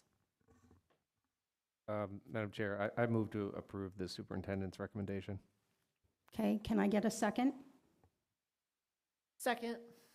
Okay, I have a motion by Dr. Moriarty, a second by Ms. Powers. All those in favor? Aye. You want to, okay, sure. So just so I understand, if we're suspending without pay until the termination hearing, when will the termination hearing be happening? 21st. It is, I will defer to Mr. George, but it is now in the employee's hands to request a hearing. That's correct. And has that happened yet? No, ma'am. A request for a hearing has not happened. Thank you. So I have a motion by Dr. Moriarty, a second by Ms. Powers. All those in favor? Aye. Aye. Motion carries unanimously. 3.02, requisitions to be approved for purchase orders over $100,000. May I get a motion? So moved. Second. Motion by Ms. Powers, second by Dr. Moriarty. All those in favor? Aye. Aye. Motion carries unanimously. 3.03, 2025-26 tentative salary agreement with MCEA and teacher salary increase plan. Jeffrey Raymond, Carter Morrison. Can I get a motion? I move to approve 3.03. Second. Motion by Dr. Moriarty, second by Ms. Powers. All those in favor? Aye. Motion carries unanimously. Open to the board. Anyone? Okay, with that, this meeting is adjourned.